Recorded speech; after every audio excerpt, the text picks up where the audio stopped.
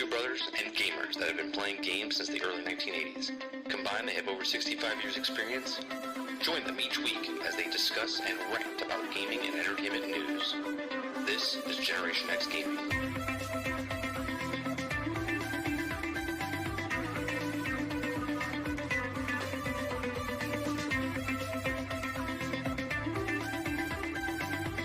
Hello, everybody, and welcome back to another week, another episode of Generation X Gaming, the weekly podcast that goes over a few of the top stories from the past week, and we rant along the way.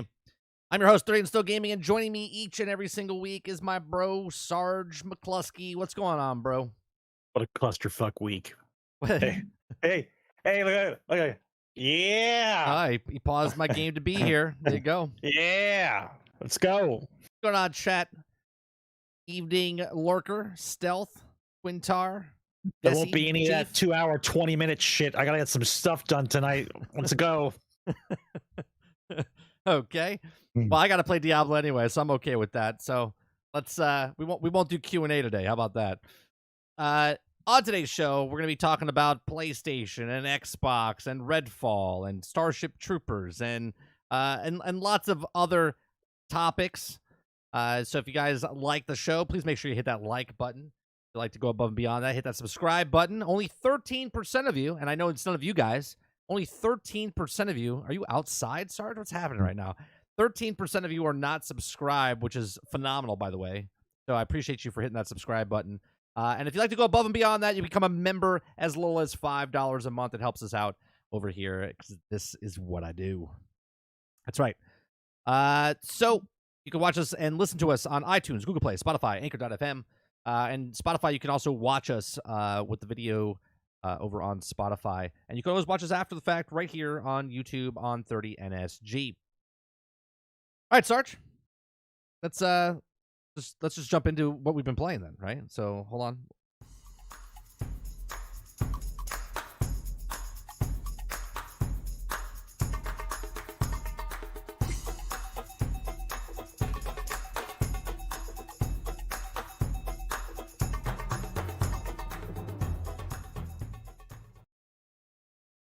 I feel like we should come back and Olivia Munn should be there with that type of intro. I don't know. It reminds me of like Attack of the Show type of stuff.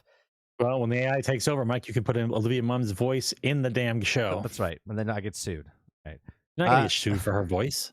Haven't reached that point yet. So, Sarge, what have you been playing this last week? If you're going to talk Starship Troopers, go to the end with that one. If that's the only thing you've been playing. No, I won't count Starship Troopers because everybody knows that I had played that. I really haven't played a lot this week. I mean, I played Total War.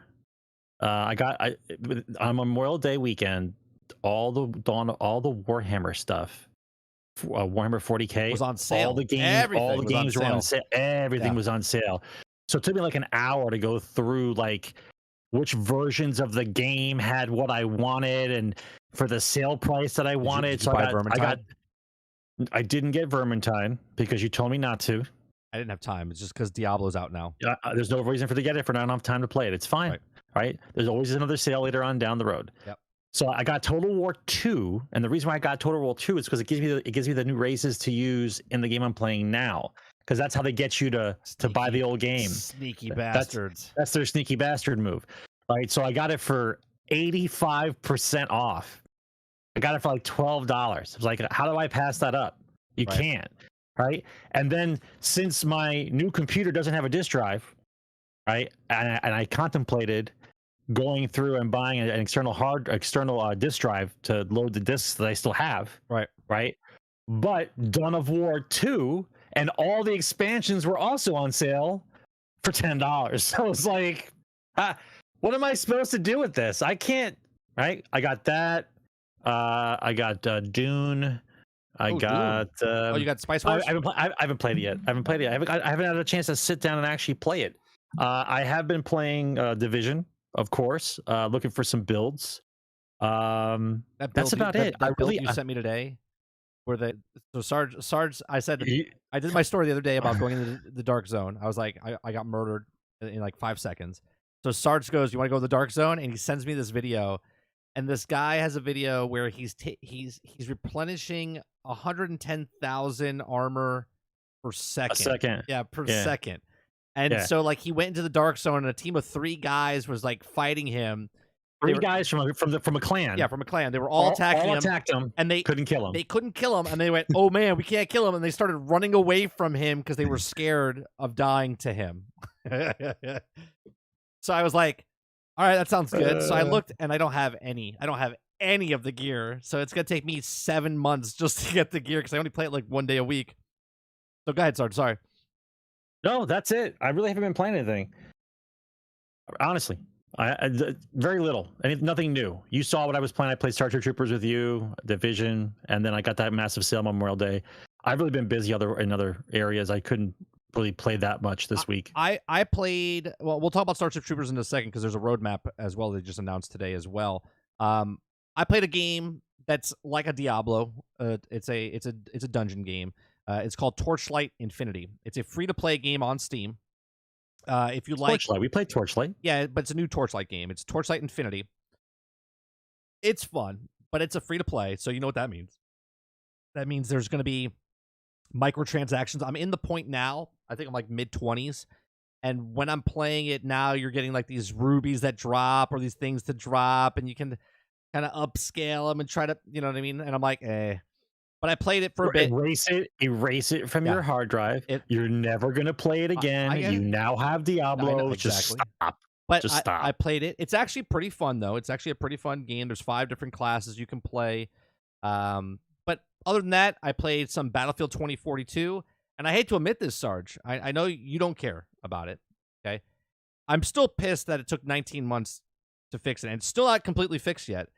They're coming out with the Season 5 next Tuesday. So it comes out next Tuesday. So next week I'll talk about the update as well. But they're fixing the last map that came out in the original game 19 months ago, Hourglass. And the game right now is actually in the day 1 state of what it should have been, but 19 months later, right? It's a lot of fun. I'm glad that I'm playing it now, and I'm glad I didn't pay $120 or $70 or $90 when it first came out, and I stuck to my guns, no pun intended. But playing it now, you're starting to, they're putting they put this other game mode, Breakthrough, a couple months ago, or a couple months ago. It's a better game mode. Conquest is more fun. It's starting to feel like Battlefield once again, and I'm happy, but I'm sad because if this game came out like it is today, in 19 months, it would have been a much better game than it is, but instead, we're at ground zero, right? So I played Battlefield 2042, and I've been playing some Division as well, but I've also been playing Starship Troopers Exterminations, and I had to sell Sarge on this. I was like, do you want to play Starship Troopers? He's like, I was like, I'll see if I can get a code. I bought mine for $25, and I didn't have a code offered to me before I bought it, right? So I bought it for $25. I reached out to the person. They gave me a code, gave it to Sarge. We played it last night. If you guys missed it, go check that out. So Sarge, what did you think of Starship Troopers for the $25 for what you got for this early access? I don't weigh the $25 first of all. Well, no, I know, but I'm just letting you know it's $25. What's in the game? First and foremost, the game is 25 years late. Right? Anybody That's $1 for every year it was late. There you go. Anybody could have made this game with half a brain. It's not hard to make years? it. It's at least 25. Did it come out? What year did it come out? Is that true? Come on. Look it up. I think. Oh, yeah, I'm not gonna look it up yet. My hands are up. Starship Troopers, I think, came out in what, 90? I guess it would be 97, 98, right? Is that when it came out? 1997. Yeah. Okay. So I was. Yeah. Okay. 25. So, what they did was very cool. I submitted it, Lurker. We're good. Appreciate it. The particle effects to the weapons and the motion of the arachnids, it feels good. The teamwork involved, the playability is good. Controls are good. The only thing I didn't like is the sounds of the weapons. Yeah, because they sound like a bunch of cap guns and don't sound like real heavy gauge military, especially the bigger guns. The amount of stuff on the screen, and my computer wasn't slowing down. The carnage is pretty cool. The building aspects, the way the missions are set up. It's the 10-minute game or the 40-minute game or the 20-minute game and the 40-minute game. It's done well. It's paced correctly. I mean, they did a really good job. I think it could look a little bit better, but then again, it's been 25 years. Does anyone ever care now at this point? Right. But at the same time, when was the last time you played a 16-player everyone versus the PC or everyone versus the AI game and it was actually fun and everyone talks shit in chat? It's a decent game. I told you when we first started. I said there's a lot of dick and ass jokes that happen. I mean, look, I mean, you saw what it was, right? Like, I like it. Listen, it's very hard. Those grenades, when you those fire grenade grenades and effects stuff, were really good. Yeah. And the plumes of smoke that come up, and then the particle effects of the smoke, that looked really good. Like, there are games out right now that don't do smoke effects like that. They still do that, like that haze cloud cotton candy thing. They don't do like a little billowing, like the actual motion. It looked good. It looked good. I mean, there's not a lot of talk about in a game where you're just shooting a bunch of bugs, right? Not a lot of strategy there. You're not buying coins to do armor upgrades and stuff. It's just we're just running and gunning and shooting shit. Right. It's a fun no-brainer type of game, but there is a little bit. What'd you think of that last game mode that we played, the Arc game mode, compared to the game mode that we were grinding in the beginning? I mean, it's still in early access. I mean, I think they have the right idea. Like the right word, the idea where I said, which is you assign missions to squads and the squads go do the mission. Have I not talked about this 18 times? Right. To do this in Battlefield. So they're doing that in this game. They're just not labeling you. No, you have to do it. You role play into the roles that you want. Yeah. Right. Somebody says squad A, go get it. Right. But that's the mission. Go get the thing or go kill the bugs or go to the nest. It's the same deal. Now put that in Battlefield and we've got a game again. Right. Here's the thing they just came out with today. It's a Starship Trooper coffee mug. No, what is it? Sorry, wrong one. Jockstrap. No, it's the roadmap. Tire iron. It's a roadmap. I don't care about roadmaps. You know, you like roadmaps, Sarge. This one's just for you. Even roadmaps, man. I don't have a thing for roadmaps. I look, GXG. We go over a few of the news for the past week. This is part of you've talked about. You've talked about fucking roadmap. We know all about what roadmaps mean. It's all promises that we don't know. It's an early access. Look, I'd rather have roadmaps for an early access game than for a full price game that comes out and you wait 2 years for get a roadmap. You know what I'm saying? So it says, troopers, by now we've spent time and we have some ideas that we were up against, and we've stood toe to claw with the bugs. And you have eaten pain and spit out glory. You have your fellow citizens fall, yet you keep up the fight. Here's our skinny on military intelligence suggests that we have seen the worst of the bugs and have to offer down so far. Seems that you're going to come to in stronger and greater numbers. What says, shaping up to be a brutal challenge and also be likely to pay clearly for every inch of its dirt. Speaking of which, we're ready to give you good news for what's happening. So the roadmap, phase 1, which is right now, early access, we have the Assault Secure Mode and Arc Slam Mode. Those are the two game modes that we're playing right now. So, ta-da. Okay, phase 2.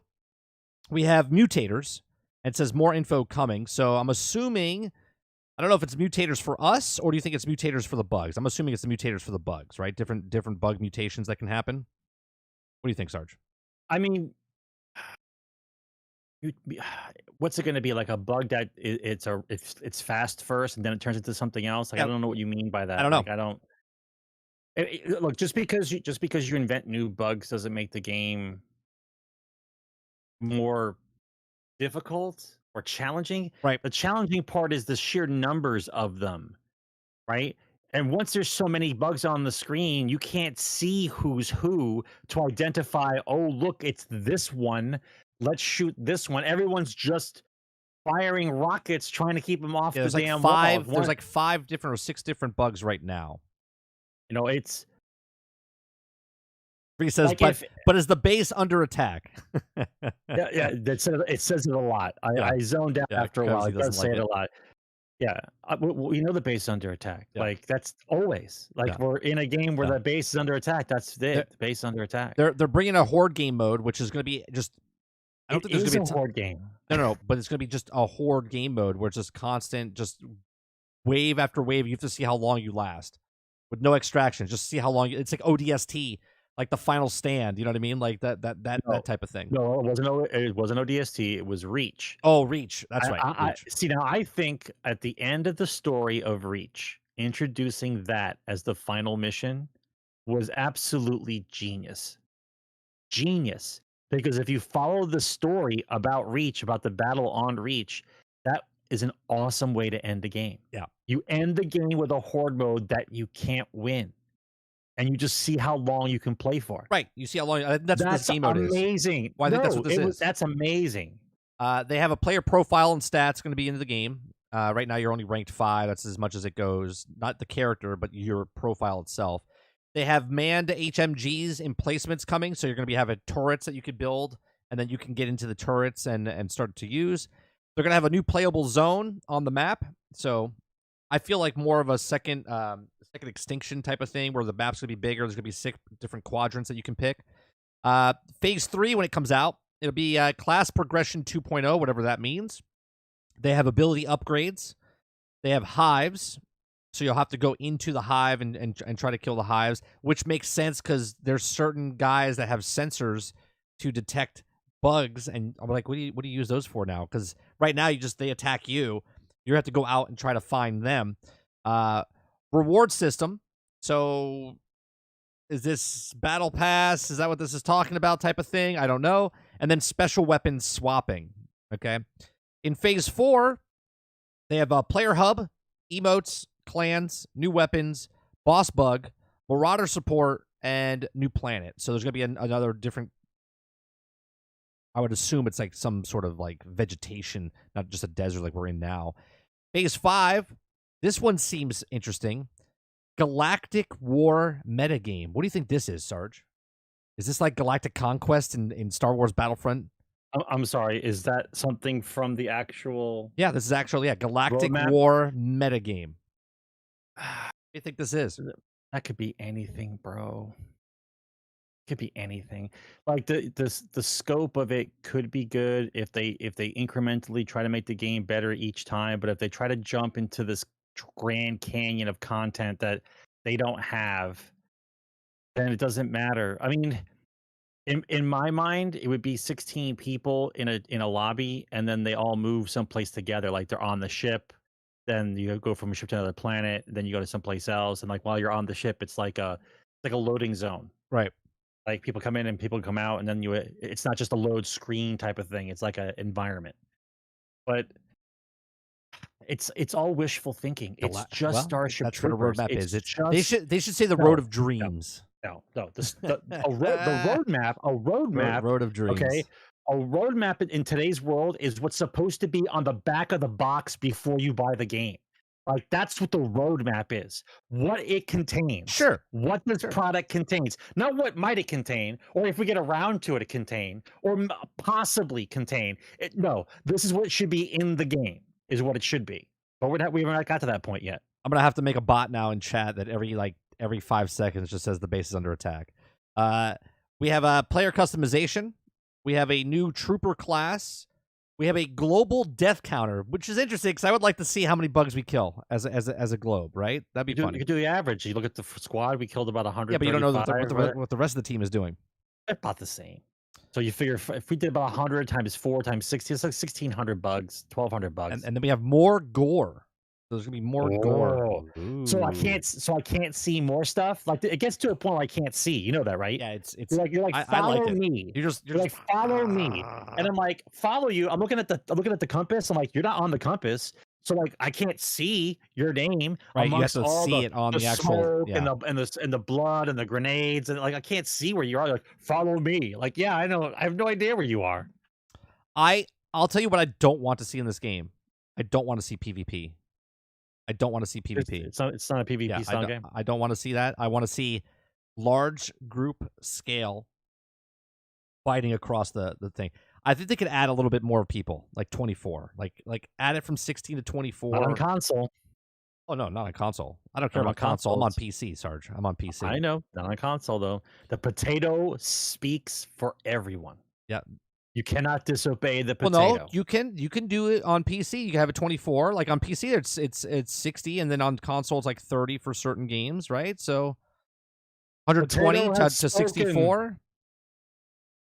A BR mode? I don't want to see a BR mode either, Jesse. I don't want to see a BR mode. I mean, this is an extraction game. You know what I mean? It would be interesting if they put a little bit more role playing, I guess, inside there, more team. It would also be interesting if they did something along Hell Let Loose, where you had a commander. And I think there is a commander position in this. I'm not too sure, but that would be interesting. I think Hell Let Loose would be a really good port to like Starship Troopers as far as like getting commands, setting up bases, trying to do protections and stuff like that. That'd be interesting against the bugs. Now, I know what someone's going to think, right? What about if they did PvP? Yeah, because PvP, the base is not under attack. Yeah. If they did PvP, it'd be like Left 4 Dead, where the one group is the bugs and one group is the soldiers. And I don't know if I want to do that. Yeah. You know what I mean? No. Yeah. No. Left 4 Dead has a special place for that whole the infected versus the humans. Yeah. Right? That was remember the excitement when you get them in a good pin, like you pin one of them and then go off on them so they couldn't save the guy. You throw up on them, you grab them. Yeah. Right. You jump on them with the hunter. And then the one maniac who ends up getting the tank and starts running in there like a crazy person. Yeah. That was hilarious. That was hilarious. That game to me still holds a flame for me.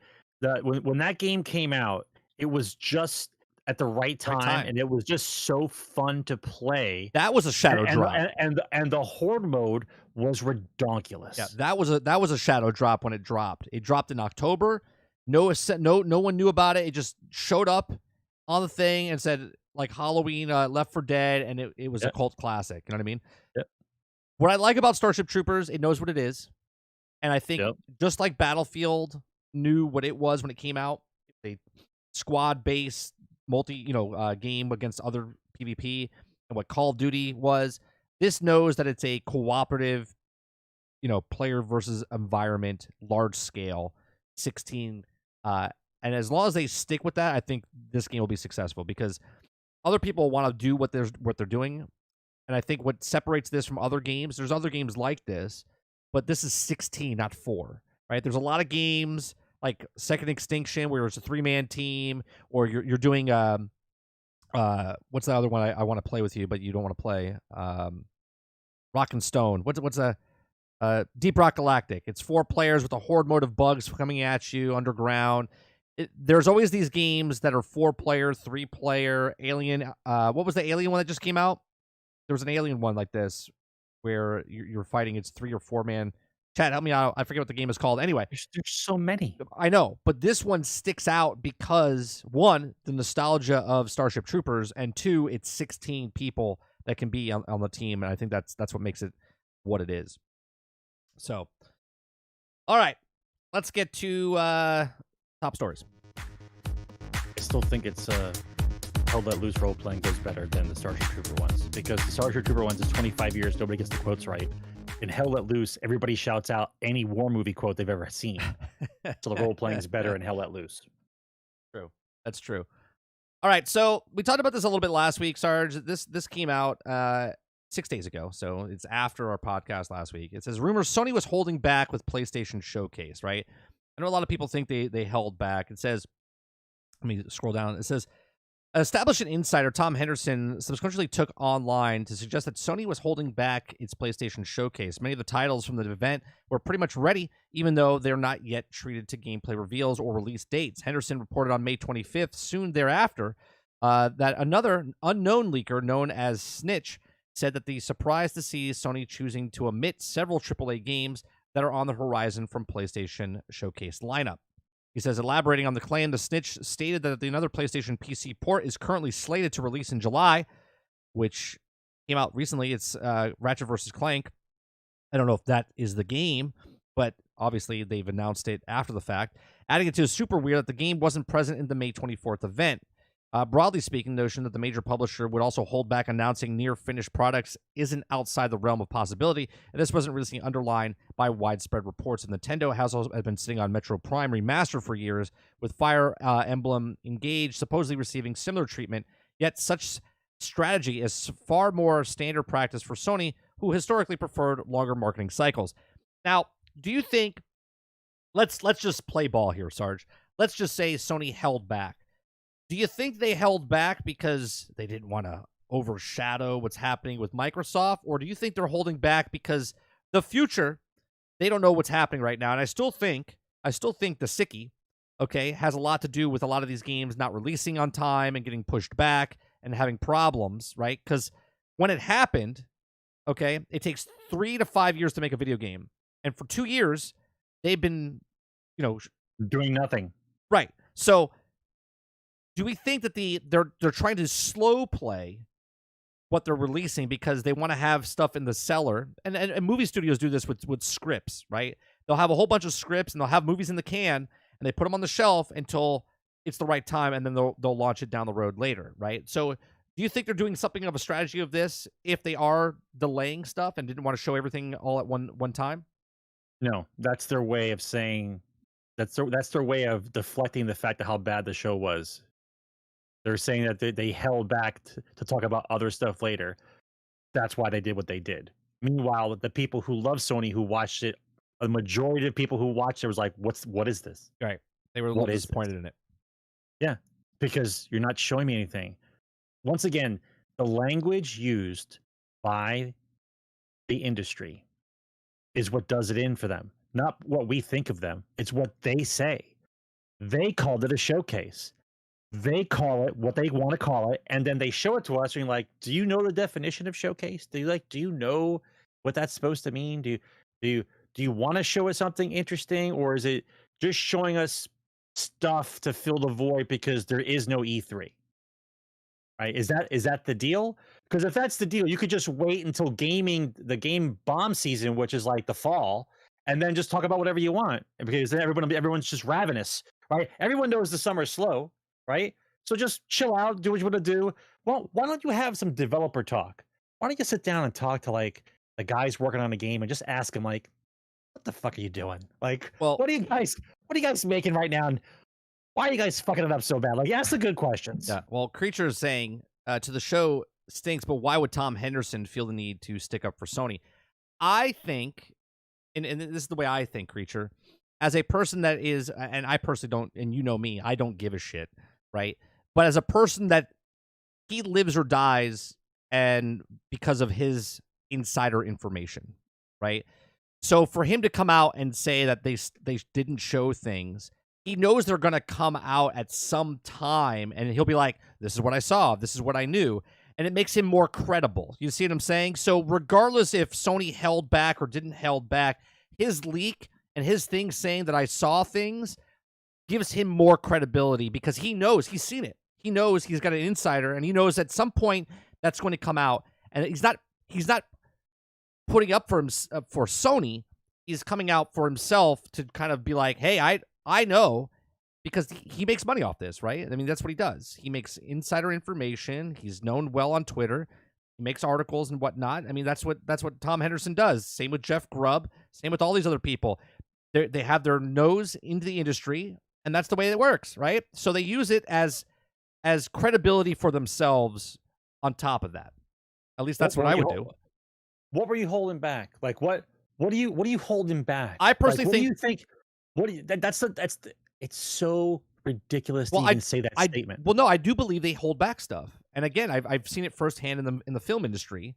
So that's great. They would do the same thing in video game industry. So if they know that something, again, I'm an outsider, armchair warrior inside the PC here, right? But as a business, you look down the road and go, okay, exactly, Reese. The next 12 months, if we announce too many things and we don't see it, then we have nothing. So they're like, well, what do we got for the rest of this year? Well, Spider-Man's coming out. Final Fantasy 16 is coming out. We have games that are coming out.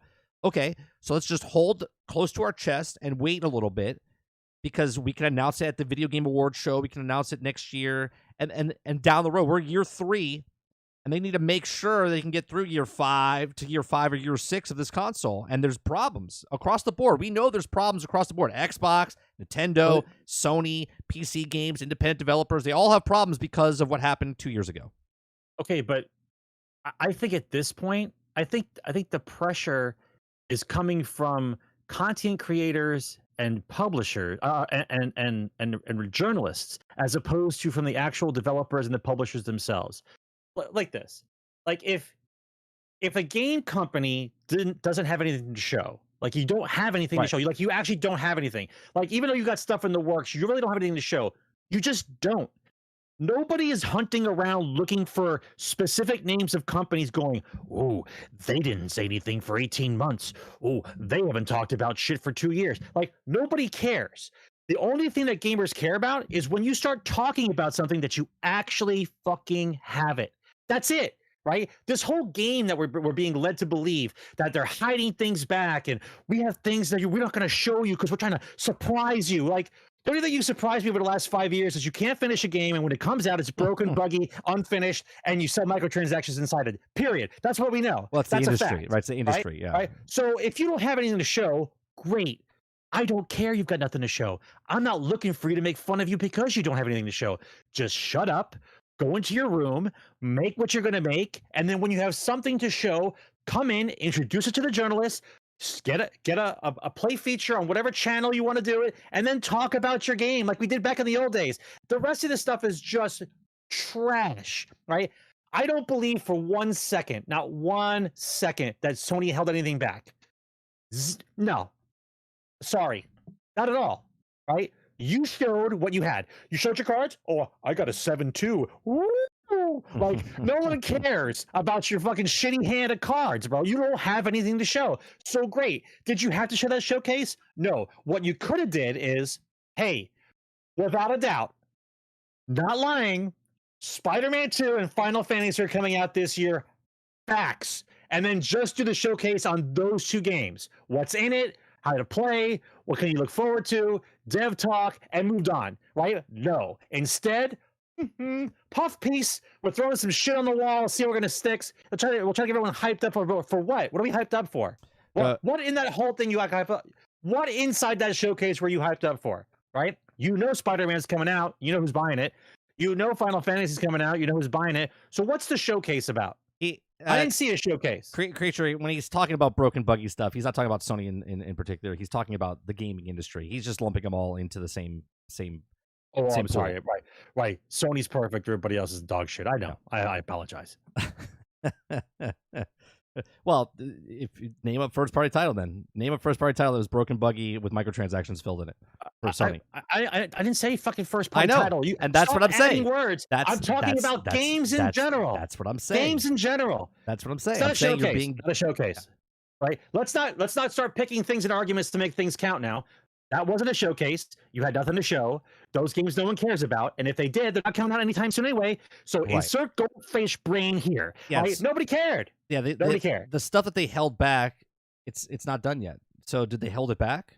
No. That's like saying the games can't, or the games got delayed. If they never announced a release date, then is it delayed? No. The games that they didn't show, what they showed is what they showed, and what they didn't show does not exist, but it just wasn't ready. The only way to stop the madness is for you to write down on this card right now. Sony held back June 1st. And then every time Sony talks about something, we hold up the card. Did they hold back? Did they talk about the stuff they were going to talk about? No, they didn't. Right? And you'll forget about the whole hold back thing anyway, because no one gives a shit. That's the whole thing. Gaming used to be, you have it, you showed it. If you don't have anything, nobody cares. Well, shut up and go to work. Well, here's the thing that really nobody cared about, but they do care about because they just say they care about, but obviously this is just a game mode for it. Here is The Last of Us fans. We know many of you have been looking forward to hearing more about our Last of Us multiplayer game. We're incredibly proud of the job and studio has done. Blah blah blah blah blah blah blah blah blah blah blah blah blah blah blah blah blah blah. Blah blah blah blah blah blah blah blah blah blah blah blah. Your passion for our games, it continues to drive us. Naughty Dog. Okay, so basically, the cash out of my pocket, sustains you. So they're making a multiplayer for Last of Us, and everyone was like, "This is what they were looking forward to, right? They're looking forward to this." And obviously, the people that bought this game, and how many people. I want to know how many people that bought a single-player Last of Us game are multiplayer fans that they're looking forward to. And I know someone's going to be like, well, Tomb Raider's multiplayer, and then there was Uncharted multiplayer. This is all going to be the same type of stuff, right? I mean, unless they do some groundbreaking stuff. And when we see it, I'll be like, hey, it looks pretty good. But other than that, I don't really care about this personally. What about you, Sarge? Do you care about a multiplayer for the one of the best? Right, it might be canceled, but we don't know. It got canceled. It got canceled. By the way, they talk more about the stuff that they canceled than they do about the stuff that they actually finished and want to promote. Hey, by the way, we're not doing this. Right. Hey, by the way, like you once again, you don't have to say nothing. You just don't say anything, right? Just like Overwatch did. Don't say nothing. Wait till right around you're about to release something, and then say, "Hey, by the way, we didn't do it." Even though everybody wanted it, we didn't do it. You know what? We didn't do it. Hey, all right. Moving on. Overwatch is getting single player content. Hey, all right. That's basically what we're talking about now. I wait for the product to speak for itself. That's it. Yeah, that's it. Do you think really though, Jason, that it's underrated?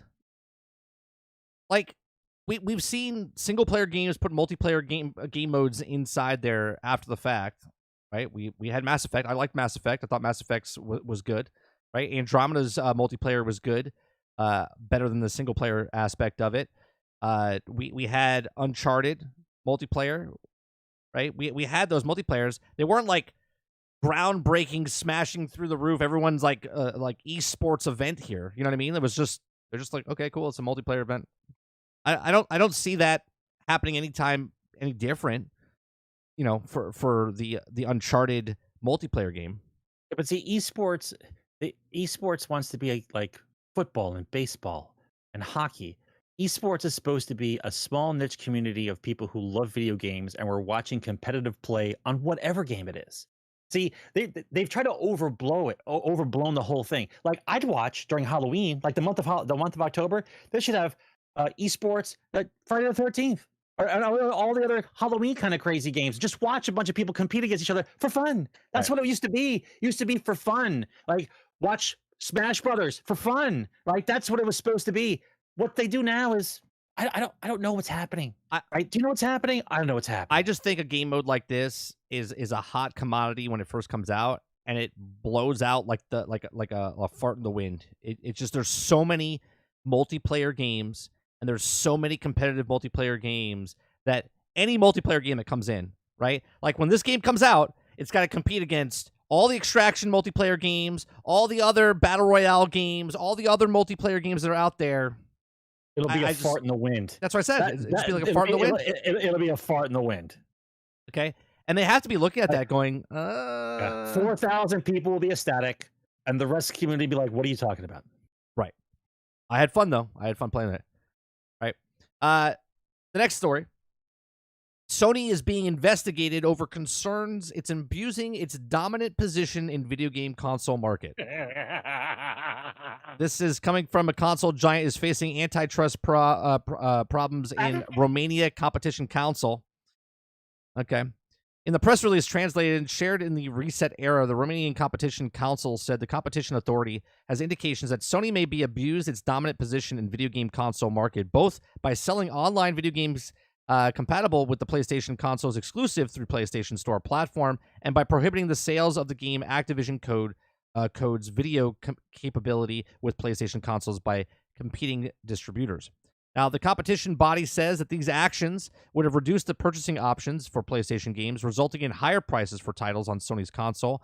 On top of that, the ads it could discourage Romanian studios from developing video games compatible with PlayStation. Sorry. As part of the investigation, the Competition Council has carried out its inspections at Sony's office in Europe to gather evidence and information related to the possible anti-competitive behavior. And Sony hasn't issued a statement in response to the investigation, but many players are hopeful that the company would be found to be in breach of competition rules. It could lead to PlayStation games being available for less through Activision codes from third-party sellers. Quote, hey, it somehow could lead to cheaper PlayStation 5 keys from third-party titles. I'm all for it, says one Reset-era user. Now, while at the same time acknowledged that it probably won't amount to much since it would affect the beasts much bigger than Sony's, another writer says. The lack of alternatives on platform holders' online stores is a pretty big problem. If we ever get full digital future, this is something that absolutely needs to be addressed in the future. So what do you think about this, Sarge? Some I'm not thinking about that at all, bro. Yeah, I don't know what happened to the Romanians, and why all of a sudden someone pissed in their Kool-Aid, but I don't care at all. I first of all, I don't believe that story's real. Where's that from? Where's that article from? It's from Game Radar, and it's from the original articles from Reset Era. Yeah, I don't believe that article. Honestly, I don't believe it at all. Like, if anything at all were to come out that Sony was abusing anything, it would be front and center immediately, because they'd be using it as a counterpoint for what's going on right now with Microsoft. The fact that that's even that someone's actually literally trying to throw shit to the wall, that's hilarious. Absolutely, completely ridiculous and hilarious that they believe this. Now, if I give you the 3% that it might be true, great. I'll wait for the follow-up stories. But that, my friends, is pure Twitter. That's bait. That's okay. That is pure Twitter, right? Yeah, I don't know. Like I said, we go over a few of the top stories. We don't doesn't mean we believe all of the stories. The Romanian boys, the Romanians, all of a sudden, like, what's going on in Romania? I got another PlayStation one. Hold on, I think I got another PlayStation article while we're here. Romania's on fire. The PlayStation one. Marvel. Oh, yeah, this is another PlayStation one. You're right, Sarge. So they're gonna fine him 10 billion Romanian drachmas. U.S. equivalency is $30 fine. It's a $30 fine. The next story I want to talk about is Marvel's Spider-Man 2 lets you switch between Miles Morales and Peter Parker within a single button in the open world. I said when they first announced this, I said that in the open world, this is when they first announced it 1.5 years ago, whatever. When they first, I said you're gonna be playing both characters, and you'll do it like Grand Theft Auto, where it went out and then went in to the other person in the map. Same thing. Yeah, it would be something along the lines of that. I said, but through the story, they would have to bring you in, because one story is written for Miles Morales and not for Peter Parker. You know what I mean? So here's what it says. It says that let's see, Peter Parker and the protagonist and the main playable character in the first Spider-Man game, while the spin-off centers around Miles Morales. But in the sequel launching sometime in this fall, you'll do plenty of swings around both characters. Suggested that the ability to tap between them so freely is made possible by boosting in the processing power afforded by the PlayStation 5 next-gen hardware. Oh, that's what they're saying. It's going to be, they're going to sell that to you like it's the Ratchet and Clank solid-state drive. So you can switch characters because of the power of the PlayStation 5. Not because it was just made for one console. Because it was made for it. Being able to switch the open world so quickly between the two characters is really, really awesome. I'm assuming they're using the same technology as Ratchet and Clank then. If you could swap back and forth that fast, because Grand Theft Auto was super slow. It was like, and then it would move the thing. Because the game was barely hanging on, bro. Yeah. The game was barely hanging on. It says, naturally, having two main playable characters has speaked to speculation among fans of two players might be able to join up and fight crime in New York together. Insomniac has confirmed that there won't be co-op options in the sequel. So, yeah, I think this is, and they did say in another article that when you go into the story missions and story modes, that if you're, it's open world in it's open up in the open world aspect where you can swap between two characters. But when you go into a story, let's say you're using Miles and click on the thing and Peter's at that main quest, then Peter will show up and then he does the mission. But when you're swinging through the city, because you're swinging through the city, and then he just goes, "My turn," and kicks him out of the screen and just takes over. That would be that would be a little jarring. I think you would just swap to wherever he is in the city, right? Do you think he's just going to come in and swing? Miles is just going to just kick him out of the way. Kick him out of the way. Like, I got this. So you're going to hit like R2 and like the X button, and he comes in like Marvel versus Capcom, where you call your tag team partner in. He comes in, he just knocks the other guy out. So if someone hits it so smooth, they just keep fighting off the same one. Like I don't know what's going to happen here. I mean, it's so smooth. In the old days, that's how they would do it. I'm sure now to be an elaborate cutscene or something that happens that looks cool for the first 5 times, and afterwards you're just like, can I just switch characters, please? Lurker says you can switch characters, requires the PlayStation 5. Really? This is the highest tech?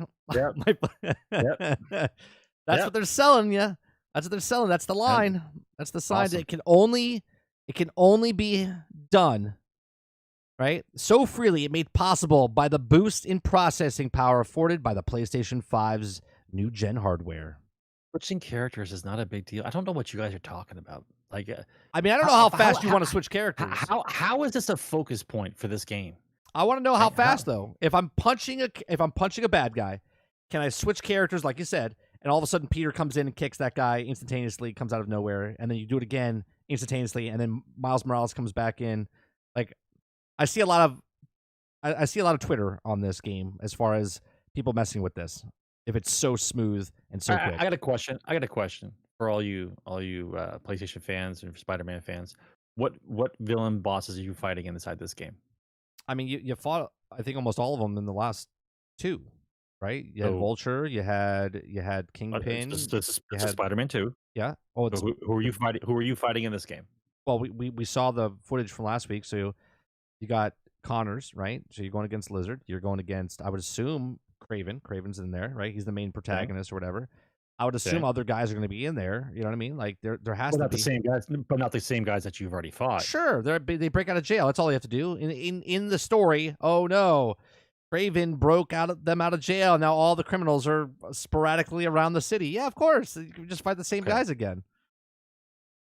Rhino, did you fight Rhino in the first one? Rhino, you fought in the second game. Yeah, Sandman in the Miles Morales. Yeah. Did you fight Sandman? Sandman, you did fight. Yeah. Yeah. Hobgoblin. Green Goblin or Hobgoblin? I don't remember, guys. It's been a while. Do you? Oh, Venom's in the game. Venom's likely, yes, in the game as well. Green Goblin or Hobgoblin? I don't remember if. This is bad. This is bad. I remember Miles Morales. You fight your uncle. What about Carnage? Carnage might be in it. I think. Oh, I don't think they would put Carnage in it. No. They have to change the rating. They put Carnage in it. What about Dr. Octopus? Doc Ock you fought, yeah. Yeah. Okay. No, you fought a lot of guys. Vulture was in it. Well, I would think. My point is, you would think that you would, but the whole idea is, if you're doing story purposes, how do you introduce the story to where guys are coming in and then you're fighting them? It's not just, oh look, it's Lizard Man. Oh, that's right, Jason. They're not in this universe yet. Right. Yes, you're correct. Switching characters immediately, just like how they show us Peter's on the park, New York, and Miles is on the other side. Yeah, I don't see like, I don't think it's gonna be like instantaneous, like hitting each other. I mean, that'd be hilarious if Sarge is correct there. Sort of called it. You'll be fighting Peter with the symbiote. Yeah, of course, Lurker. That's my ability. That's my. I didn't get to like shoot lightning out of my head or anything like that. I know plot points and how games are going to be done before I even see them. Yeah, it's exactly what's going to happen. But yeah, so that's my special ability. I think we have one more PlayStation story here, and then we can test. No, we're good there. All right, let's move on. Game I want to talk about real fast, Sarge, since we talked about the Starship Troopers. This game is coming out. It's called Exoprimal. It says, from Game Rant, it says Exoprimal has a chance to soar where Redfall stumbled. I don't know why they're comparing this to Redfall, but when you look at this game, this is like a Second Extinction, Starship Troopers. There's just thousands of dinosaurs that hurl at you, and you can fight, and you're using guys that look like Anthem like soldiers, right? It's pretty interesting. So it's the PvPvE co-op shooter featuring heroes with mech suits attempting to thrall the interdimensional invasion of dinosaurs. Initial impressions of the title have been strong regarding the PvE side. Okay, Capcom recently announced that the players will have the ability to completely skip the final PvP focus phase of each mission when the game launches in July, as you can now. You played as a purely PvE co-op experience, and it confirmed as a day one Game Pass title. Oh, cool. Game Pass. Okay. Has a chance to shine on Microsoft servers where Arcane Studios' Redfall fell short. So that's where they're comparing it for Game Pass. Now, live service co-op titles tend to be perfect fit for Game Pass service, as many had hoped Redfall was going to be satisfying entire. Now, the genre re-upped their Game Pass subscription after what they can describe as disappointing launch of the technical issues of the game lacking in Redfall. Now, stumbling on the gate has long road ahead, and the live service titles, in contrast, Exoprimal exhibits. Oh, my wife just brought me a coffee. Win for me. Action experience of the recent open beta left players with the impression that fighting dinosaurs in mech suits is just fun as it sounds, right? So it does look fun. Like, I watched this and it does look fun. But again, when you have a game like Starship Troopers, you have a game like, what was the Alien game again, guys? What was it? You said it in chat earlier. It was Alien. What was it? Was it? I mean, it does seem that way, DTM. Right? So, what my question is, Sarge, with a game like this, with a game like Starship Troopers, I think the appeal for Starship Troopers is because it's 25-year-old IP and people liked Starship Troopers, right? With an IP that's brand new, like Exoprimal, and it's doing this horde mode, PvE, co-op, PvP, there's a whole bunch of different things in here. What do you think the legs are on something like this, especially with Game Pass? You know what I mean? Like, does this have... Capcom's been making pretty good games of recently, so... That's fine. The kids are going to like it. It'll find a small audience. 6 months. And then no one will talk about it again. Yeah. And then no one will talk about it again. Right? EXO thing will get 6 months, and that's it. And you think 6 months and then it'll fall off the face of the earth? 6 months, you'll hear about it. And then after that, you will never hear about it again, but it will have its community. See, I think a game like this is really fun. It's for kids. It's for kids. Well, I don't even think it's for... Well, yeah, you're saying it's kids because of dinosaurs, right? That's what you're saying? Yeah, that's right. That's correct. Right. The rest of us who are living over here in military sim world, dinosaurs not really on the menu. Yes, it's for little kids. I think someone said, Jason, that this actually takes place in the same universe as Dino Crisis, I believe, if I'm mistaken. Did you tell me that? Is that an actual statement? I think it is. The same universe as Dino Crisis. Universes, yeah, you could thank Marvel for that, for the universe thing. I think this game, I didn't play it myself yet. People that played it said it's actually pretty fun.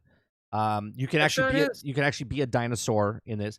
I think this is stupid fun. Like, I would love to play this with you and like Brain or Sean or anybody that wants to play. I think this would be a good time. Now, games like this, games like Back 4 Blood, okay? Back 4 Blood, less than 2 years, gone, right? Zombies, right? Are we talking about it anymore? Same type of game. Is anybody talking about it? Right? Same type of game.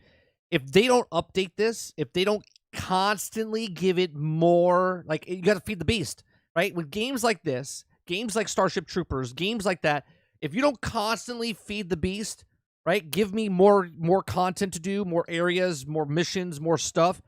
It's done. This is just like a fighting game.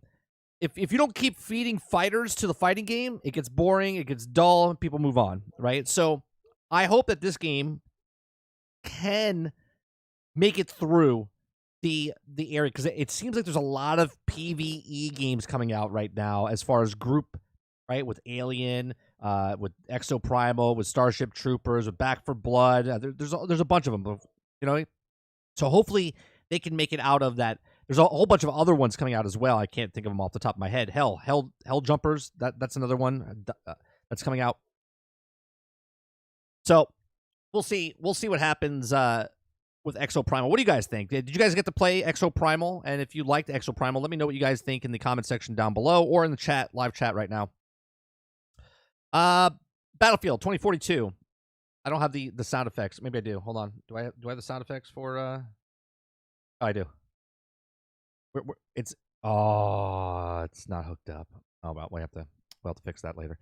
I have the Battlefield sound effect, but so Battlefield 2042 Season 5 New Dawn adds new map, weapons, and gadgets coming in. So Battlefield 2042 Season 5, titled New Dawn, has been revealed by Electronic Arts and EA DICE. In the new season online multiplayer game, we'll see addition of new maps named Reclaimed to Battlefield 2042, based around the abandoned state. So while Battlefield 2042 is rocky launch when it arrived in 2021, EA DICE has done substantial work on the game since then. 4 seasons content has been delivered. All Battlefield 2042 launch maps have been reworked. The last one is Hourglass, which is coming out the next update. And the class system has brought back into Season 3. A significant number of maps, weapons, vehicles, and more have been added, and that they unlock simply by playing Battlefield 2042. Of today's completely different from when it launched, and EA DICE continues to make efforts with Season 5.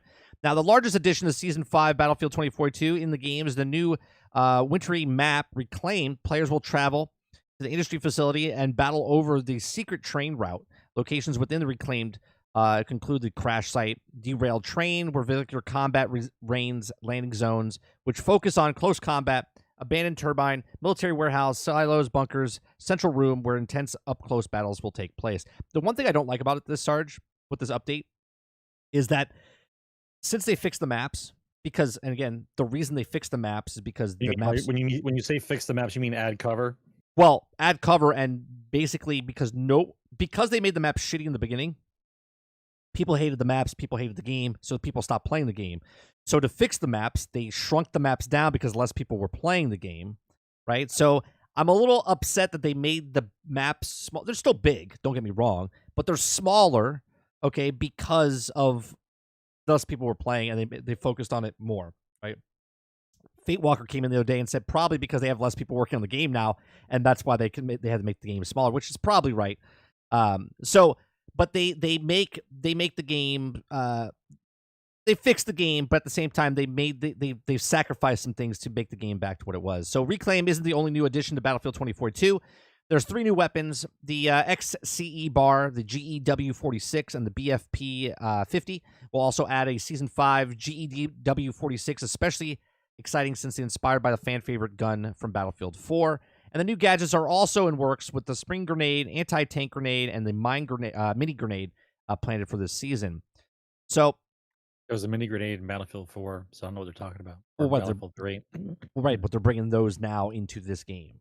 Oh, you mean you're bringing back something that you already had? Yes, okay, correct. so am I supposed to be excited You're by that? supposed to be excited about this, Sarge. Am I supposed to be excited by that? Okay. You specifically are not supposed to be excited, but people are going to be excited about this. Because we're still working backwards from a Battlefield game turned into a COD game, turned into something else, then trying to make it back into a Battlefield game, Correct. and then wanting credit for making a Battlefield game. I don't care. Yeah, I'm not giving them credit. I'm excited, though, that the game is actually back to, well, after this update comes out, it's back to 0, where Battlefield should have been at launch.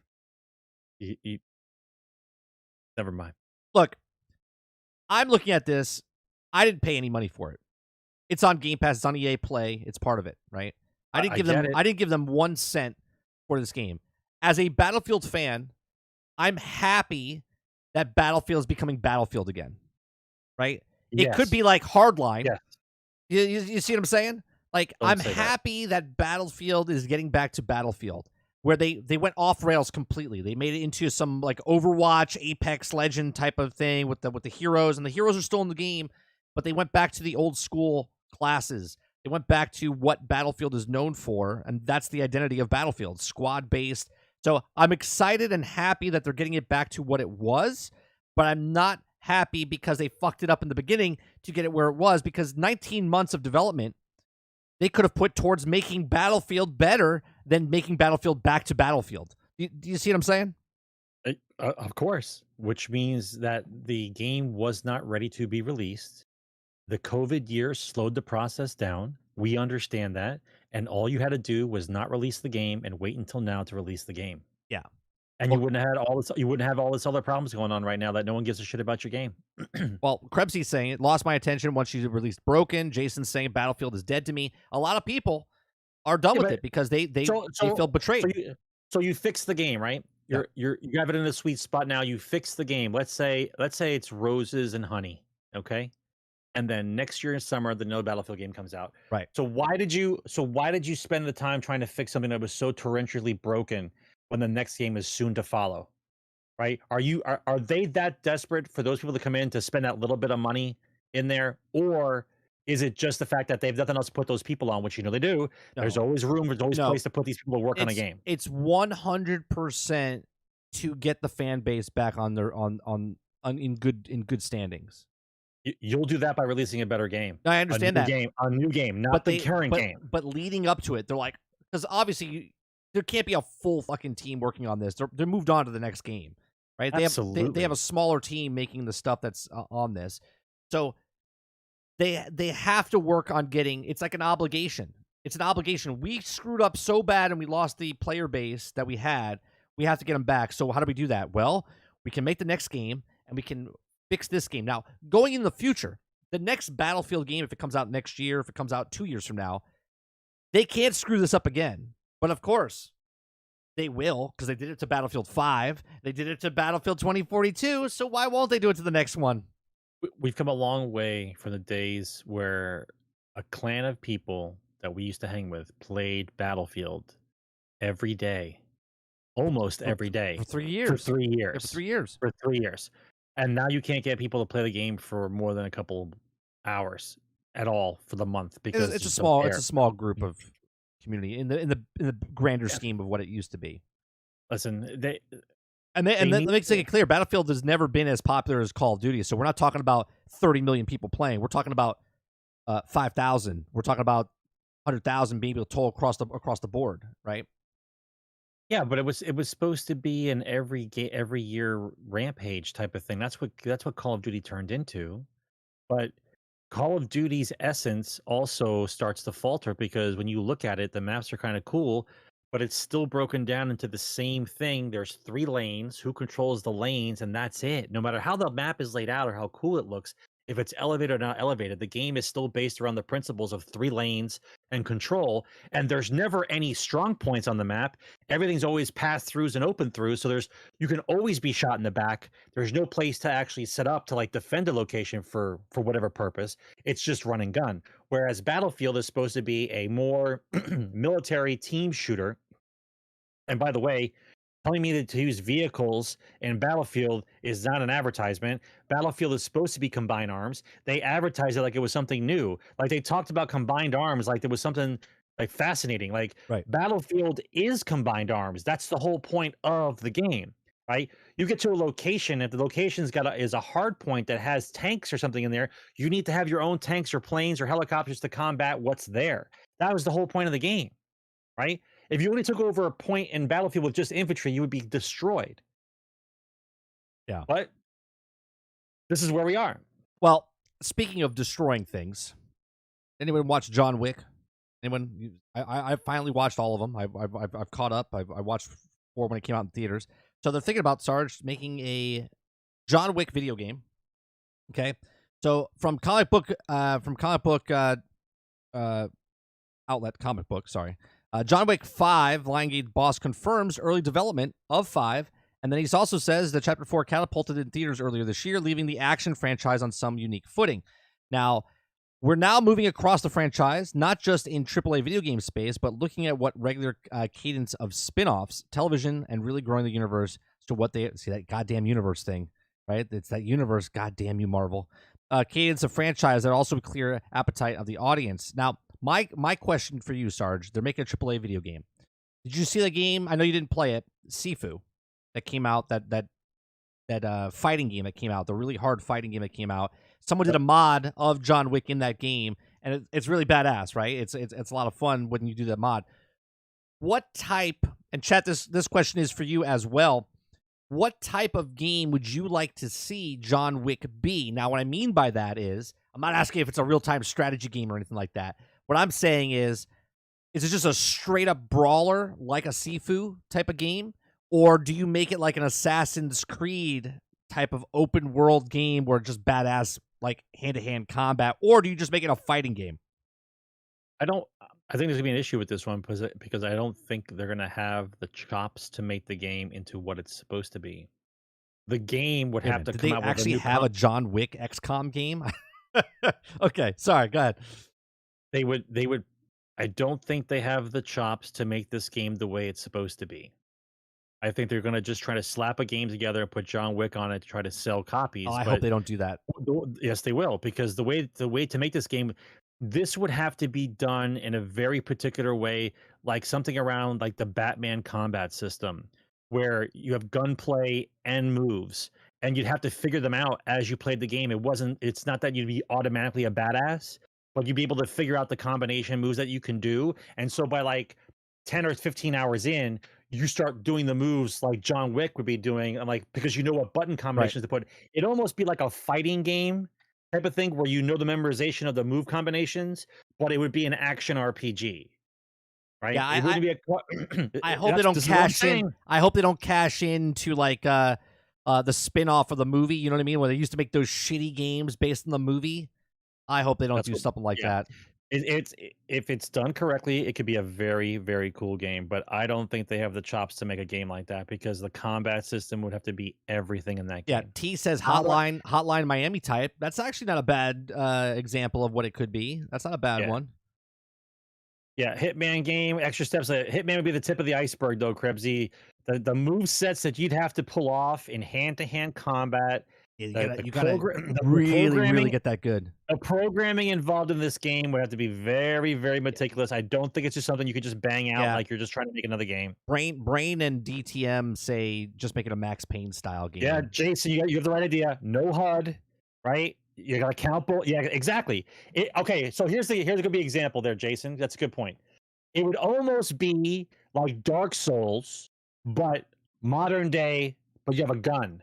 Hand-to-hand combat and a gun. You're basically doing Dark Souls. That's what John Wick game would have to be. Okay.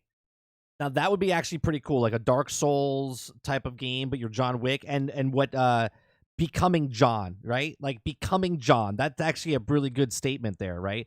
Salty says, "Show us John becoming John." So it's like it's a prequel to what we see him in. See, I think that's good. If you could do a game that takes place prequel to what we saw in John Wick 1, right? That would be interesting.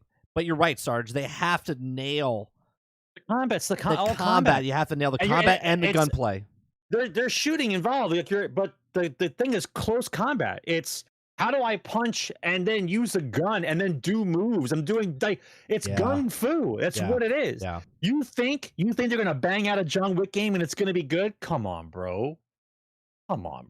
Yeah. At the very least, it'll be a voxel-based game with good fighting, with like that the other game that we saw from last year's. I mean, what was that? That wasn't Sifu, was it? Where that crazy hand-to-hand combat game inside that the was building? Sifu. That was Sifu. You're here. I'll bring it up. Yeah, Sifu. I'll even put the John Wick mod on there for you, Sarge, so we can. Right. This is Sifu. Right, Jason. It's hard with the John Wick mod on it. Okay. This is what you need. This is the game right here. Here, let me get into the combat style. Right? You need a game. Obviously, I don't even think you make it super hyper realistic. I mean, like an art style like this. This is decent. This is like the beginnings of what the game would have to be. Right? Except he's gonna have to have a gun in his hand. Yeah. Right. You got to put the gunplay in this. Like this would be badass. I mean, this is badass. Just playing this. There would have to be some more grapple moves. But yeah, this is the basics of it for sure. Dupless. Is this the guy from Fortnite? Yeah, this is the guy from Fortnite. Yeah. Yeah, this is good. With the camera angle switches, yeah. It would have to be like this, but like way better. This is a great game, by the way. Yeah, this is a fun game. But to pull off John Wick, come on, man. You guys know what we're talking about. We're not trying to say it's impossible, but come on, man. If you're making John Wick the game, okay, it would. Now my brain's going. It would have to be like Hitman and Dark Souls together with Sifu combat. Like that's a John Wick game. Yeah, and Hitman, you have to Dark have Souls, Sifu, and you have to have, like Jason's saying, you have to have environmental interactivity, right? Like interactivity, and he's got to be able to pick up anything he sees and use it as a weapon. Yeah. You know what I mean? Like then you get to go to the Continental, pick up some missions, get some new clothes, different armor types for different missions. Like it would be a whole thing. Oh yeah. It would be a whole thing. That how big the game would be, man. I'm excited about this now. Too bad it won't happen. No shot. No shot. No shot. For them to advertise the game, they have to do this. It would have to be from John Wick, Dark Souls, Hitman, and Sifu together. John Wick. Like that's like yeah. Then was that supposed to be like me? We could barely hear you, whatever you just did there, but I appreciate the effort. The next thing I want to talk about, since we're talking about John Wick, a fun game, right? Sarge, name a wrestling game that you had a blast with back in 20 years ago. What it doesn't matter. Any wrestling game. It could be Superstar Wrestling. It could be I'm looking for one answer though. I'm looking for one answer from you. Well, all right, so it have to be the N64 days. Yeah. So N64 NWO versus NWO versus WCW or something like that. That's right. Yeah. With Paco Loco. Like that was like the pinnacle of, right? So there's a game coming out.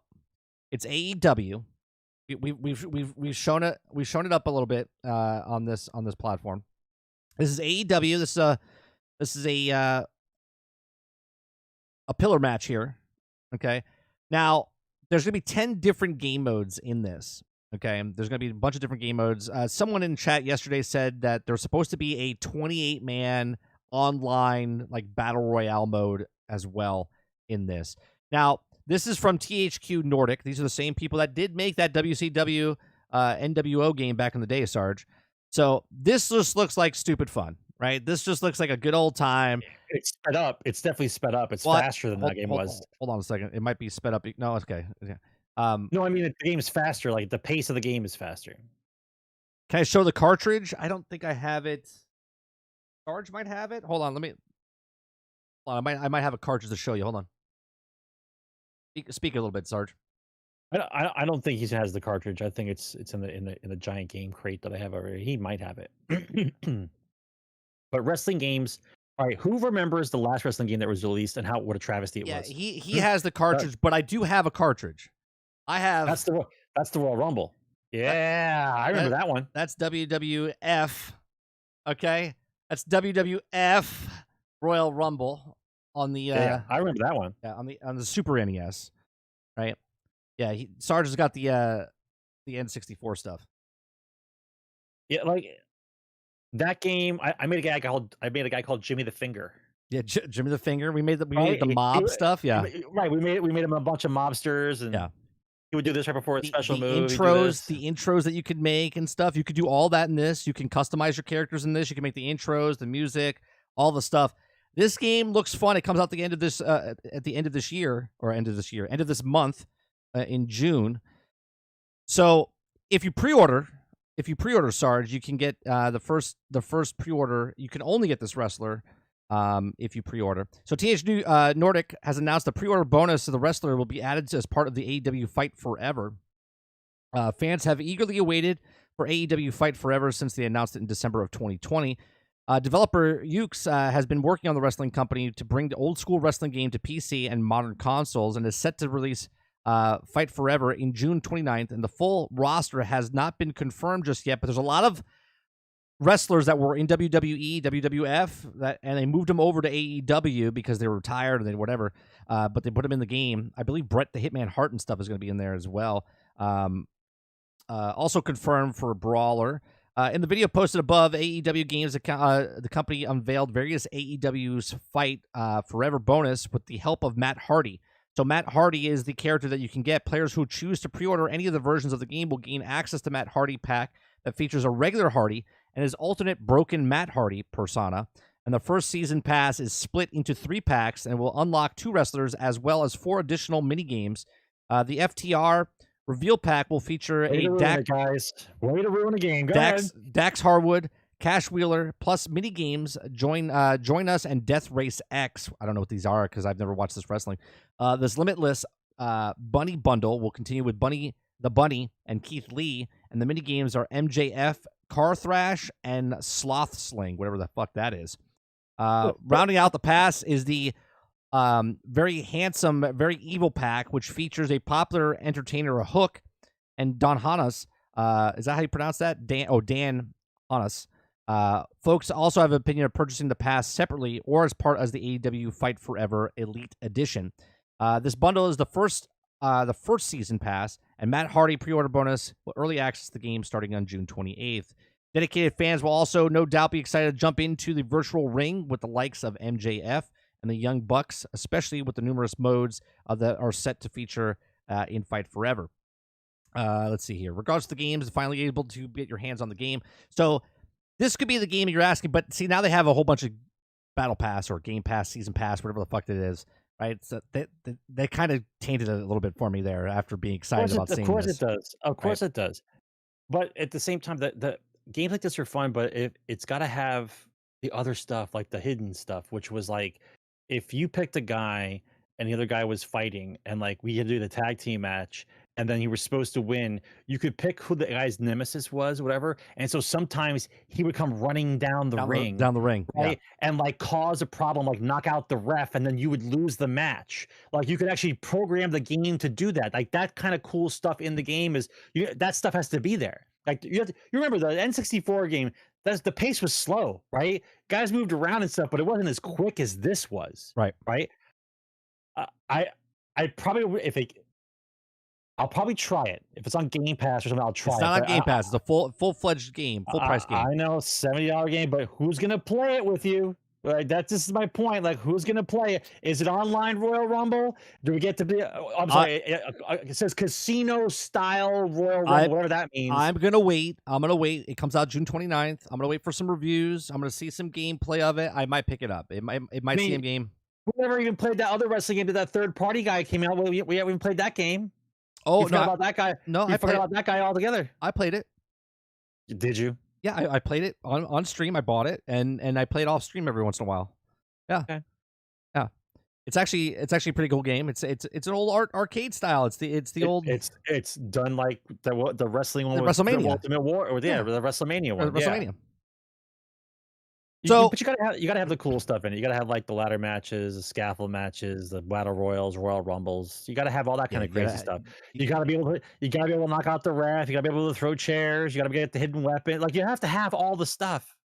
You have to have all the stuff. I think it would be another great game to play for member stream, and just make the characters, make the people, and have us fight each other. Just NPC on NPC. No one can manipulate anything, and just straight up shoutcast it. One thing's for sure, this game blows the other wrestling game away that released last year. Was it last year or 2 years ago? WWE 2021 and 2022 were were awful. Oh my god, just trash. They didn't care. They didn't even care. When you don't have competition, you can do whatever you want. Well, that's a fact. That's a fact. If you don't have competition, you'll do what you want. That's a fact. Well, speaking of doing whatever you want, let's talk about the next story, Sarge, which is they're coming for your jobs. NVIDIA's new AI is coming for absolutely every gaming job. We showed this on my stream, I think it was yesterday. So what NVIDIA has done, you see a little picture here of this guy. This is AI is coming, to the game where it's able to, you're able to speak to it, and it reacts to you based on all the information they put into it. So you can just have a casual conversation with the NPCs in the game as they're giving you quests, and you have emotion and stuff like this. Now, people yesterday said, when I showed this, they're like, well, it sounds very robotic. Sounds very robotic. I want to show you something, Sarge. This is a voice. I don't know how loud it's going to be, guys. Okay. Here's The Rock. This is not The Rock, but this is AI of The Rock. Okay. Are you ready? With play.ht, you can clone your own voice, have an identical replica of it. Play leverages the latest generative media techniques to create the Okay. Now, we're not sponsored by this in any way, shape, or form. I literally typed in voice AI thing, and this is what happened. Oh, you want Obama? With play.ht, you can clone your own voice and have an identical replica of it. Play leverages the latest generative media techniques to create the highest quality version of your voice. All right. Or how about Tom Hanks? The great thing about play.ht is that you can clone your own voice or use existing high-quality voices. All right. How about Joe Rogan?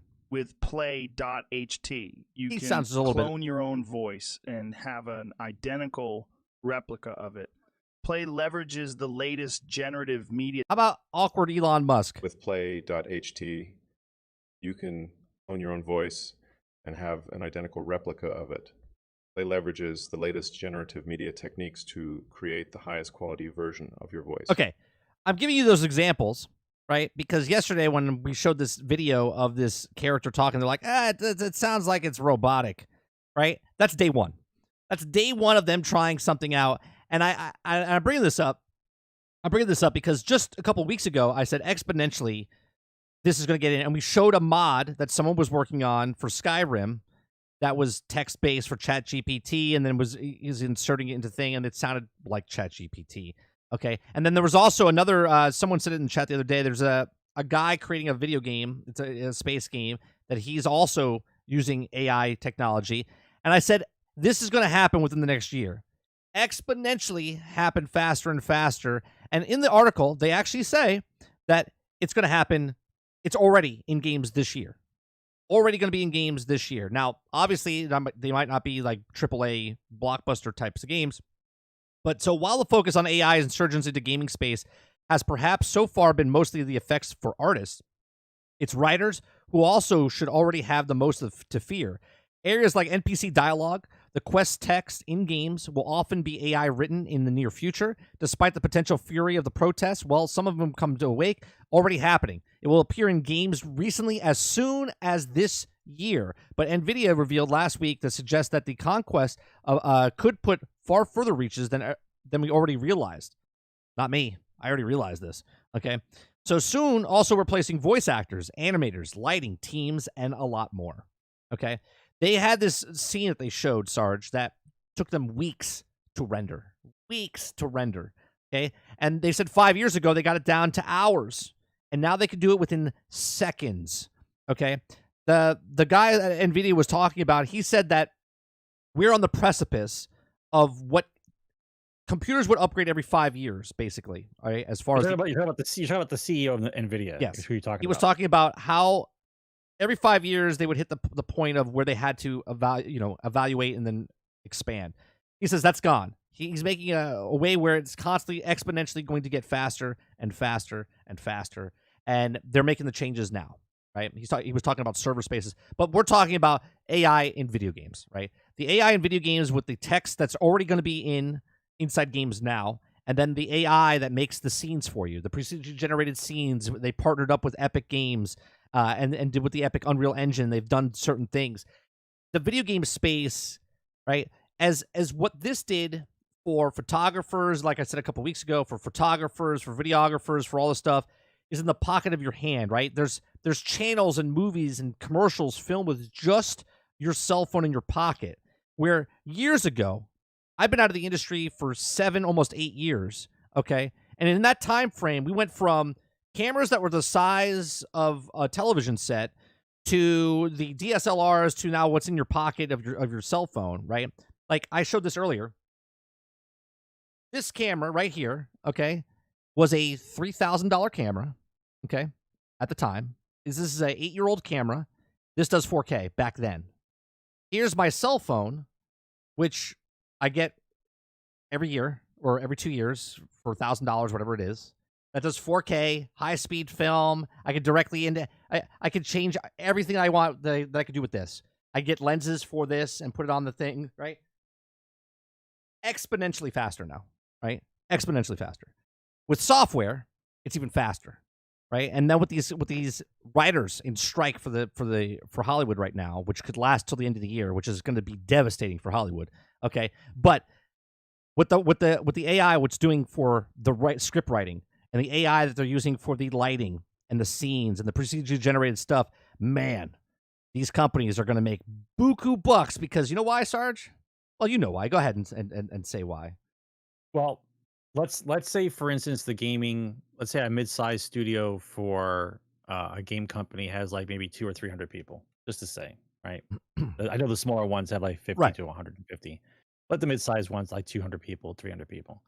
So let's say now they get the AI to work in different areas of the process, and now we no longer need 200 to 300 people for this. We only need 80 people. We're still charging the same for the game, right? And we're still going to sell so many copies. How much more money can we make? Now, of course, I won't be completely being ass about it, and of course, maybe the pay rate will go up a little bit for the developers that still have their jobs.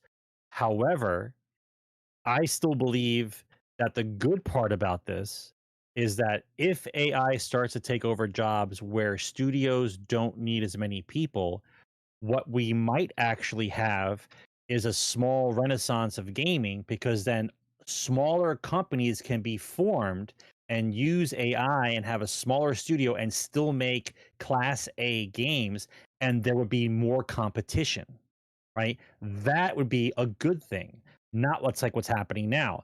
The problem is with AI and data surveys and whatever else, it's one step closer to Ready Player One, and everybody's being tagged and bagged on what you like, don't like, what we're going to show you, what we're going to let you hear.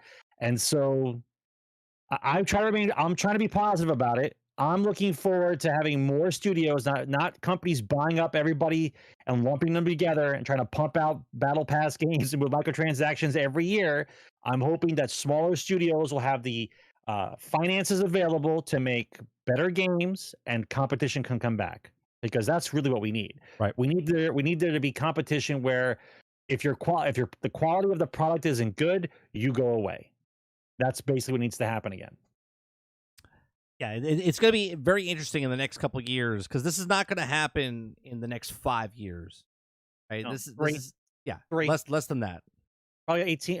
The first beginnings will be 18 months, almost 2 years from now, but 3 years we'll start to see it for sure, right? And by the way, the whole premise of you trying to be made feel guilty that if you don't buy a game that they fire people, these news articles that come out, like, because you didn't buy a game, that there's layoffs at Activision, or there's layoffs at Microsoft, or there's layoffs at Ubisoft, or whatever they try to make you feel bad about, that you didn't buy the game, so now we had to fire people. Let's just remove that from the conversation, because we already know that when a game sells amazing and sells tens of millions of copies, they still fire those people because the game is over and they have to let them go. Right. It's the same. So let's not pretend because you didn't buy a game that people got fired. If the game is crap, don't buy it, right? If anyone's complaining about a game being crappy, don't buy it, right? The world changes very quickly when you don't buy a product. Just ask Bud Light. Yeah. When you don't buy a product, things move rapidly. If you're going to complain about a game and you buy it, the complaint is no longer valid. Yeah, we'll get to that the article real quick, but real quick, David Rose, I just want to make a comment. You said you actually got it for $39. It's not $70. I don't think I said $70. I said full $60 because I know it's on PlayStation 4, PlayStation 5, Xbox One, Xbox Series XX. Right now, AEW, just so you don't think I'm crazy, it's right there. It says $59.99, so it is $60 for the next gen console. So I don't know what system you bought it on. If you bought it on PC or if you bought it on the old gen consoles, I'm not too sure. But that's what's showing up on my thing. So it's a full price $60 game, not a full price $70 game. Yeah. So just making sure. I don't want to be misquoted. I just said it was a full price, so I didn't think it was like $40, but I could be wrong. The next story I want to talk about is Redfall. Okay, we talked about Redfall because Jason Schreier. Well, the reason we're bringing this up because Jason Schreier did an article on it. Okay, so Game Rant. I'm taking the multi-down version from Bloomberg. So many Redfall devs wanted Microsoft to cancel the game, right? And I think this is pretty funny, right? Because this proves my point that when I didn't know any of this by Jason Schreier, and just by how business works and how people said certain things, I said that upper management across the board was to blame for Redfall, right? I said Arcane's upper management to Bethesda, to ZeniMax, and then to Xbox. Xbox, once they bought them, were hands off, right? And so let me read this a little bit to you. It says, a new report reveals that many developers working on Redfall wanted Microsoft to cancel the game before it released. Redfall received poor mixed reviews upon its launch in May of 2023 and currently one of the lowest rated AAA games of 2023.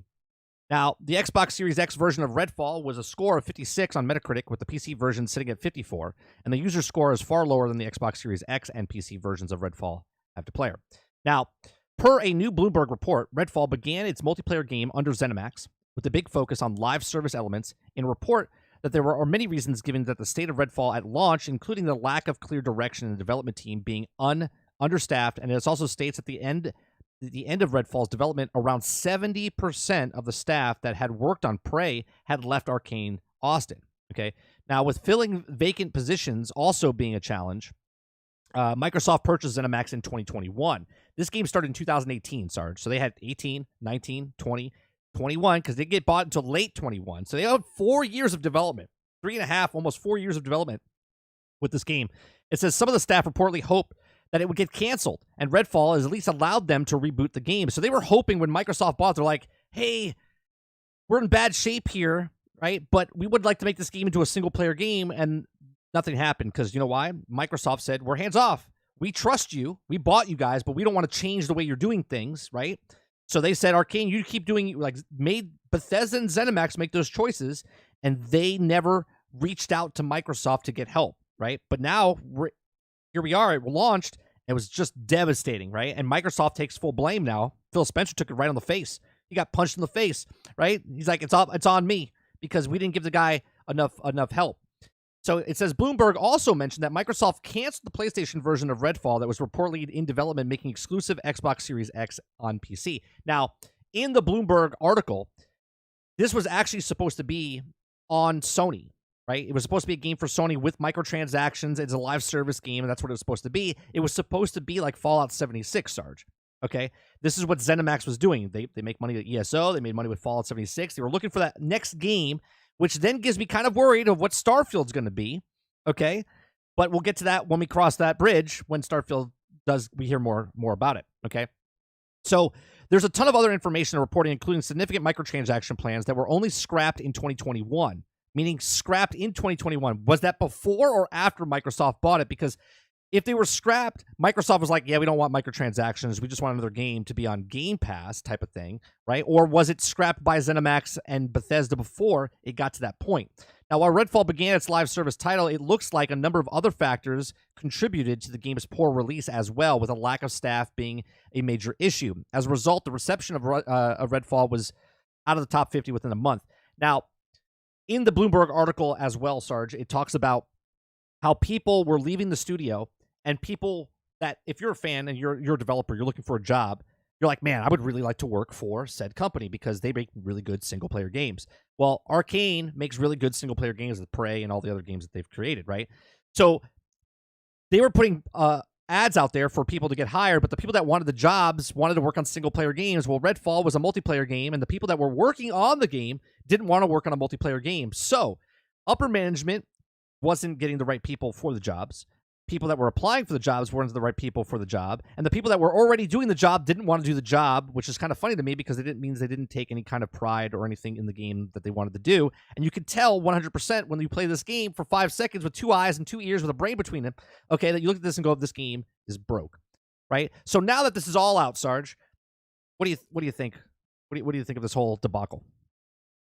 I was right. I told you they tanked the game on purpose. I told you that. I said I think they tanked the game on purpose. His article just proves me right. Right. They tanked the game on purpose. Right. The devs themselves didn't want to work on the game, and upper management for Bethesda and ZeniMax didn't do anything about it. Jason Schreiber. Right. Thank you. Right. And when Microsoft came in, now what do you feel about this, Sarge? Do you think this is because this go 50-50, right? Do you think Microsoft's in wrong for buying the company and then staying out of their business by saying, hands off, you guys are developers, you guys make games, we trust you? Or do you think it's wrong that Microsoft didn't get involved and they were hands off and they should have been hands on?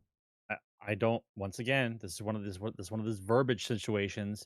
I don't believe for any one moment that you're hands off. There's no such thing as hands off. You have to go into the studio every couple months, find out what's going on, show me the progress, tell me what you guys are doing. There's progress reports. Stuff doesn't just... Business doesn't work this way. You don't spend tens of millions of dollars for an acquisition and then pretend like you have nothing to do with them. Like, there are people in the upper echelons of the management system that go and sit down with them, tell us what you're doing, show me what you got. They have people beneath them who are more into games than the suit is, so he can translate for the suit because the suit doesn't know. And you talk about what is happening. And then the people from the developer side talk to them about what's happening. This is done all the time. To say that you're hands off is just a bold-faced lie. Okay? So let's play a role play game, Mike. You're a multi-billionaire. You purchase a Wish. company, I right? wish. They make sneakers. Okay, you buy the company and go, I bought a sneaker company. Now I'm going to go to Tahiti for 6 months Not me. not worry about what any kind of fucking shoe that they make, Not right? me. Yeah. No, not you. Yeah. Not anybody Yeah, who no. invests that much I- money in I would- something I would- ever just say hands off. Yeah, It's a I would be nonsensical term. if I bought a company, if I was ever blessed to buy a company, I would be in the fucking shoe factory making the shoes myself just to know how it is to make a shoe. It's nonsensical that you believe that, right? Yeah. So it's impossible. So now what this is gross upper management, right? Incompetence. Everybody wanted to point the finger. Not me. The whole Right. finger pointing thing, right? Well, the only person that gets the Bill. boot, Yeah. right? Still gets punched in the face Yeah. because it's up to him, right? But really it's not up to him, right? He's not the boss of all the people in charge. I know he of has games guys being in charge made. to make those choices before it even gets to him. That's correct. Right. So there's no article right now about the 16 people who got fired because of what happened to Redfall. Right. Oh, there's that article's not going to come out right away. 30 But you people can did get bet your fired from ass. You bet your ass people got fired because of that. 30 people did get fired from Redfall. Now, obviously, if the game was successful or not successful, probably people would have got fired anyway, right? Because that's just the way the business works. Okay. No, not because of that. This is gross incompetence. There's a different story. Oh, well, There's a different story between we have 150 people on payroll. After the game is done, we're not keeping 150. We only keep 35, and everybody else has to go away. That's different. See, I think, though, that if 30 people got fired, I think 30 wrong people got fired. I don't think the people that made the choices, the upper management, got fired. I think the devs, the worker ants, get fired, right? The people that didn't spread the word or get to the next upper management, they're fine. They're sitting up and buying plenty of stuff for lunch and going on vacation and doing all this stuff. The worker ants, the developers themselves, are the ones that get canned and move on to the next job, right? But the issue will still be the AI factor is a big deal. How much will be taken over? Whose jobs will be lost? I'm hoping for better competition. All right. It's still nonsense. Absolute nonsense. Next story I want to talk about, Sarge. Hands Nintendo off. says that Dolphin emulator on Steam harms development and ultimately stifles innovation. So Nintendo has explained why it's used its cease and desist order against the Wii and the GameCube emulator Dolphin over its launch on Steam, saying it exists to harm development and ultimately stifles innovation. Speaking to Kotaku, a Nintendo spokesperson said that the Dolphin emulator uses illegal practices to grant access to the older Nintendo games. Nintendo is committed to protecting the hard work and creative of the video games engineers and developers, and the spokesperson said that the emulator illegally circumvents Nintendo's protection measures and runs illegal copies of the games. Using the illegal emulator, illegal copies of the game harms development and ultimately stifles innovation. Nintendo respects the intellectual property rights of other companies, and it turns to expect others to do the same. What do you think of this, Sarge? As far as the emulators, where do you stand as a gamer? Because we've all partaked in emulators in the past. I would say, like, you had a Sega Saturn, or I have the Sega Saturn. We had that disc that had like 800 games on there. That's emulation, right? You could play emulation games right now on your PC in the browser and whatnot. Well, the limited liability for copyright should always be in effect. Like, for instance, like, you can't play the Lord of the Rings games, Battle for Middle Earth anymore, right? You can't buy them anywhere, but people have cracked it and you can play it and no one gets sued for it because the licensing is done. It's the whole legal aspect of it is done. You can just play the game. The same thing needs to apply with certain games. Like, the game is not purchasable anymore, right? I can't buy this game, right? But if I find it somewhere and I can actually play it, if you cared that much about it, then you'd have it somewhere inside your company for me to purchase. Right. And then you wouldn't have to worry about me running an emulator. But for you say it's too expensive to have all this stuff on hand or on file or whatever excuse they want to make up that you can't have a server somewhere, which is also another bullshit statement, right? So now you're going to start suing everybody. Like, Nintendo's got a problem with lawyers anyway. Like, they must have like the best lawyer teams on the planet because all they do is sue. That's all they do, right? Right. That's it. It doesn't harm development. We're talking about emulation of games that are no longer for They sale. are back. So I don't think it stifles innovation. I'm not talking about we're trying to hack Tears of the Kingdom right now. Like, correct. I'm talking about games like Legend of Zelda 8-bit Nintendo, the Legend of Zelda on the 16-bit Nintendo. Can I buy it from you, Nintendo? No. Oh, I'll just go play it on an emulator then. Oh, suing the emulator guy. Like, I don't understand. Like, if you're gonna sue for something that was already out, the licensing's already done, right? Then either have it on hand and sell it, or STF you. Yeah, I feel let the emulator. I feel the same way. By the way, the guy who runs the emulator, he's not charging anything. Yeah, he's not charging you to play the old game from 15 years ago. I have it. I cracked it. I put it on there. I know people like it. Fucking play it. He's a fan. There's a difference. He's a gamer. He wants to play the games in the past. Doesn't have an option to play it. So he's emulating them and whatnot. I get what they're saying is like they're trying to keep the intellectual property and stuff like that. But for instance, like Star Wars Galaxy is, right? Like that doesn't exist anymore. Sony Entertainment dropped the whole thing, and yet people took it and ran with it and make it its own server, and they're operating it. Right? There's games out there that because of licensing, like Ultimate Alliance 2 and 3, I can't play anymore for some reason on my Xbox because you know they take those away because of licensing. Even though they still exist, correct, on the system, I can't play it anymore. In this, I had to buy this again, even though I had it digitally, and it wouldn't work because of they delisted it. I had to get the copy of this, and when I put it in my machine, now I can play it. Oh, okay. So then let's go from there. So the digital version, because licensing fees doesn't work, but I can still go to the store and buy it, and that works because the license magically it works on the disc than it does and on the digital. That makes no sense. Well, see, and I'm a person that because I worked in the industry of film, I don't like pirating videos and stuff like that. When I was younger, no shit. When I was younger, before I got into the industry, before I would pirated music left and right. Okay, I would pirate movies left and right. But then when I got into the business, I was like, well, I'm losing money, right? Like that's just the way it is. I was a young kid, didn't give a shit. Got into things, way it is. Getting a family. I was like, wait a minute, I'm fucking losing money, right? So I don't like that people pirated stuff, but at the same time, this is like you said. If I want to play Zelda, the original Zelda, or play a game from the Wii U or the GameCube, I can't get them anywhere because I have to buy the fucking system, or I can't do it. So I do the emulator, right? What's the harm?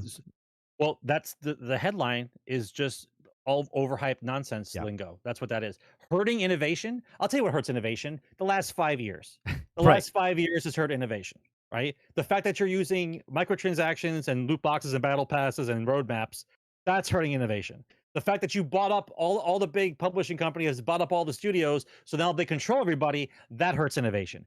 So the part that hurts innovation is the stifling of creativity, not the fact that some guy's putting an old game on an emulator for you to play for free because you no longer want to keep it in your server or you want to sell it anywhere. It's not the same thing. It's not hurting. Right. It's not hurting innovation. Right. Viking says it. Nintendo's using an emulator for their NES classics. Yeah, and you have to pay $50. You have to pay $50 to use it to get access to those games on the Switch, right? Which look, I don't care if they're charging for that. If you're a person that wants to play those old games, then go ahead and do it, right? But they're giving you at least they're giving you a way to play those games. Well, the games that they're not giving you access to, and you're doing an emulator, then what's the big deal?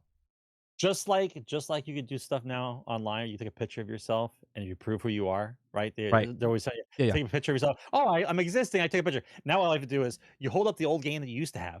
You take a picture of yourself. You send it to Nintendo. I'm like, I already have the fucking game. I don't need to pay $50 to play it again. Right. Let me play it. Yeah. Right. I have it. You show them you have it. I have it. And then you can play it for free. Yeah. Right. So basically, if kids just taking pictures of themselves with like all the games that they want to play with, right? So they can play it on the emulator for free. Right. Yeah. Because they bought it at some point, right? But apparently licensing expires, but lawsuits don't. It's amazing how that works. Yeah. All right, the next one I want to talk about is, well, Diablo. Diablo right now, people are not even paying attention right now. You can say whatever you want right now, Sarge. People that are watching us are not even paying attention. They're playing Diablo right now. They're playing Diablo right now. Right now. Like in chat, the guys are playing Diablo right now. They're not even paying attention to us. It doesn't really matter. They have us in the background. I haven't seen chat move in 10 minutes. Yeah, they're all playing Diablo. I know they're playing Diablo. So we're going to talk about Diablo. Now, there's a lot of players out there, Sarge. There's a lot of players out there. Diablo 4 players are already unhappy with microtransaction prices, okay? Surprise! The game just came out. The game just came out. Well, this is before. This is 2 days ago, Sarge, and people. So lots of people were already doing reviews, and in the reviews, the reviewers didn't get access to the store or anything like that, but the company sent them like stills of what was actually happening, right? So they talk about the prices of whatnot. Here's what I have a problem with. I don't have a problem. Look, microtransactions are microtransactions, right? I don't partake in microtransactions. I don't buy microtransactions. I play the game. I bought the game, full price. I got $30 off because I had gift cards. Okay, but I got the game. Okay, I bought the game or bought the license to play the game. Okay, but there's amounts in the game where the reality paints a different situation. A premium cosmetic in Diablo costs $28 per set. Okay, now obviously,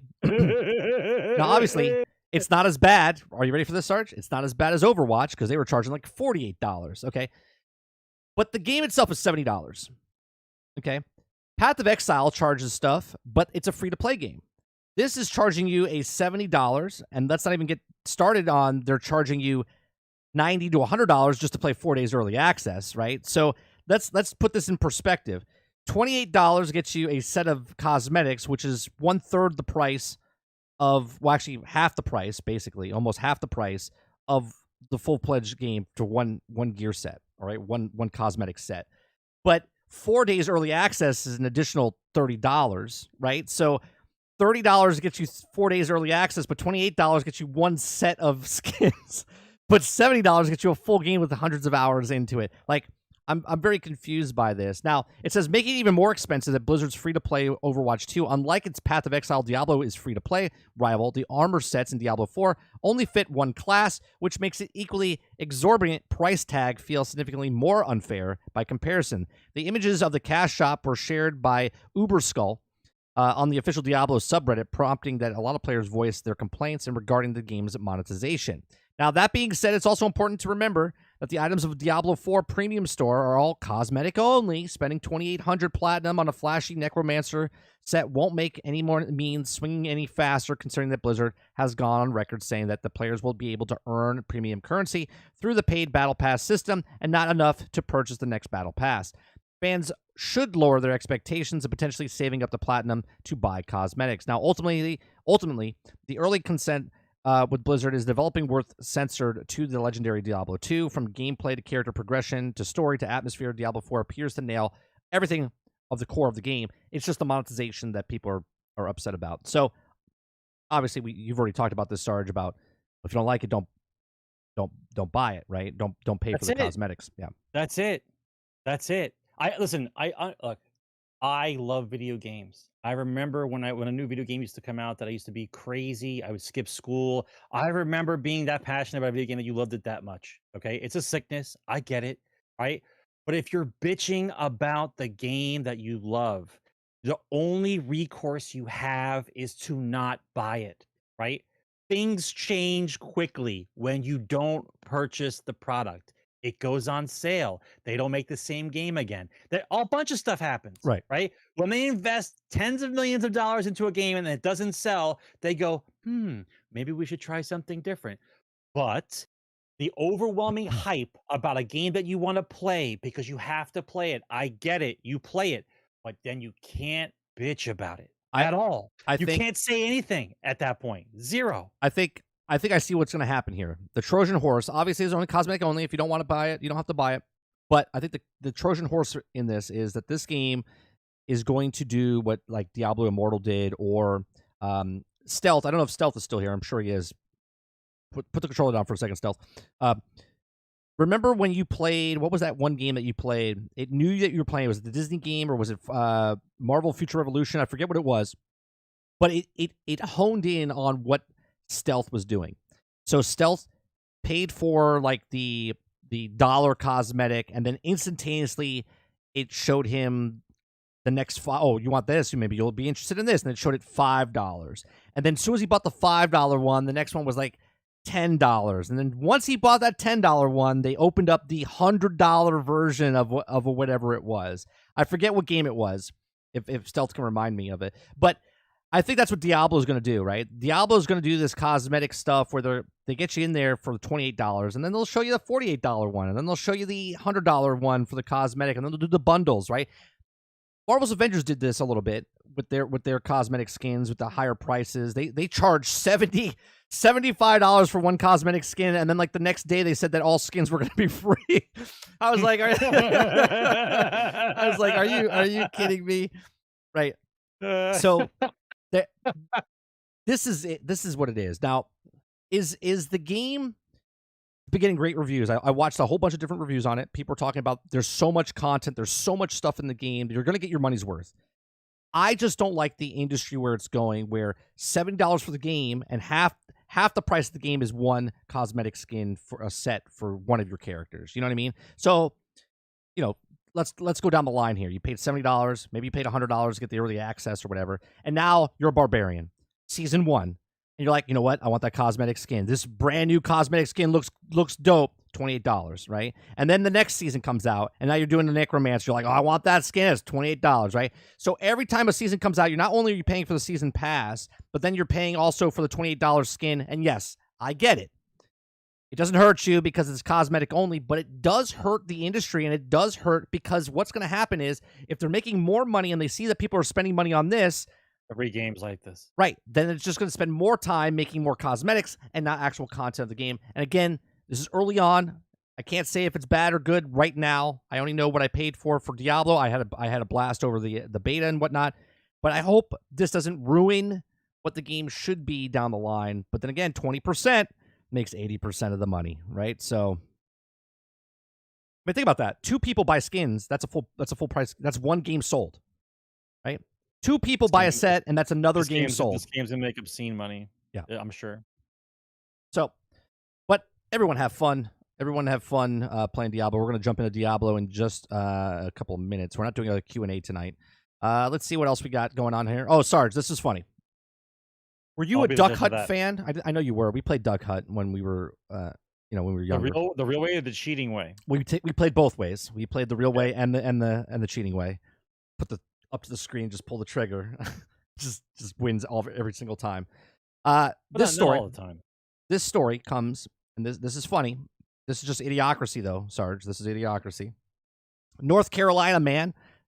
Can I just get a round of applause? Like, it's not Florida. It's not Florida. Yeah, it's not Florida. Round of applause. Let's get a round of applause that it's not Florida man. It's North Carolina man, which doesn't really roll off the tongue as much. But North Carolina man commits theft armed with painted duck hunt gun. Okay. Now it does. It looks like maybe he came from the future. Maybe this is a laser gun, Sarge. I don't know, but it does look like the duck hunt gun. Just painted black. I mean, that's what it is. I mean, it's got the tag from that orange, the red trigger. It's just painted black. You took the time to at least spray paint and only did twist tie. Why is there a twist tie? Well, that's evidence. It's evidence.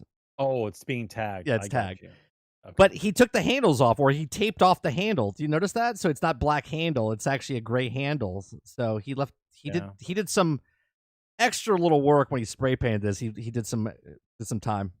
I mean, but he moved to Florida. But he moved from Florida. It could be worse. So he could have used the laser tag gun. That is the coolest gun, by the way. The laser tag gun, the original laser tag gun. I think was the coolest looking. Very cool. Do we still have those? Do you still have those? Absolutely have them. Oh, I love those guns, man. Absolutely have them. I brought up laser tag to my son the other day. He's like, "What's laser tag?" I was like, "Oh, you take the lasers and you shoot, and you have these things on chest." Remember the knockoff? What was the knockoff, Sarge? Photon, right? Yeah. Which actually was more superior than laser tag, because laser tag was more of a pinpoint laser, and Photon was more of a widespread laser, so it actually worked. It worked better. Yeah, but Photon only went about 15 yards. Yeah, but Photon laser tag went like 30 or 40 yards. Laser tag, they sold it all separately, like the helmet, the vest. Yes. Photon had like the bundle, the 2-pack. So you could, it started easier. Yeah. That's good times, man. I used to love those things. But they still, to this day, they still sell it. You know what makes me crazy is right now, we should have the most badass laser tag game ever, but they don't make it. We got drones and all kinds of stuff we got now, and nobody's made like a full-blown, really cool laser game. Right.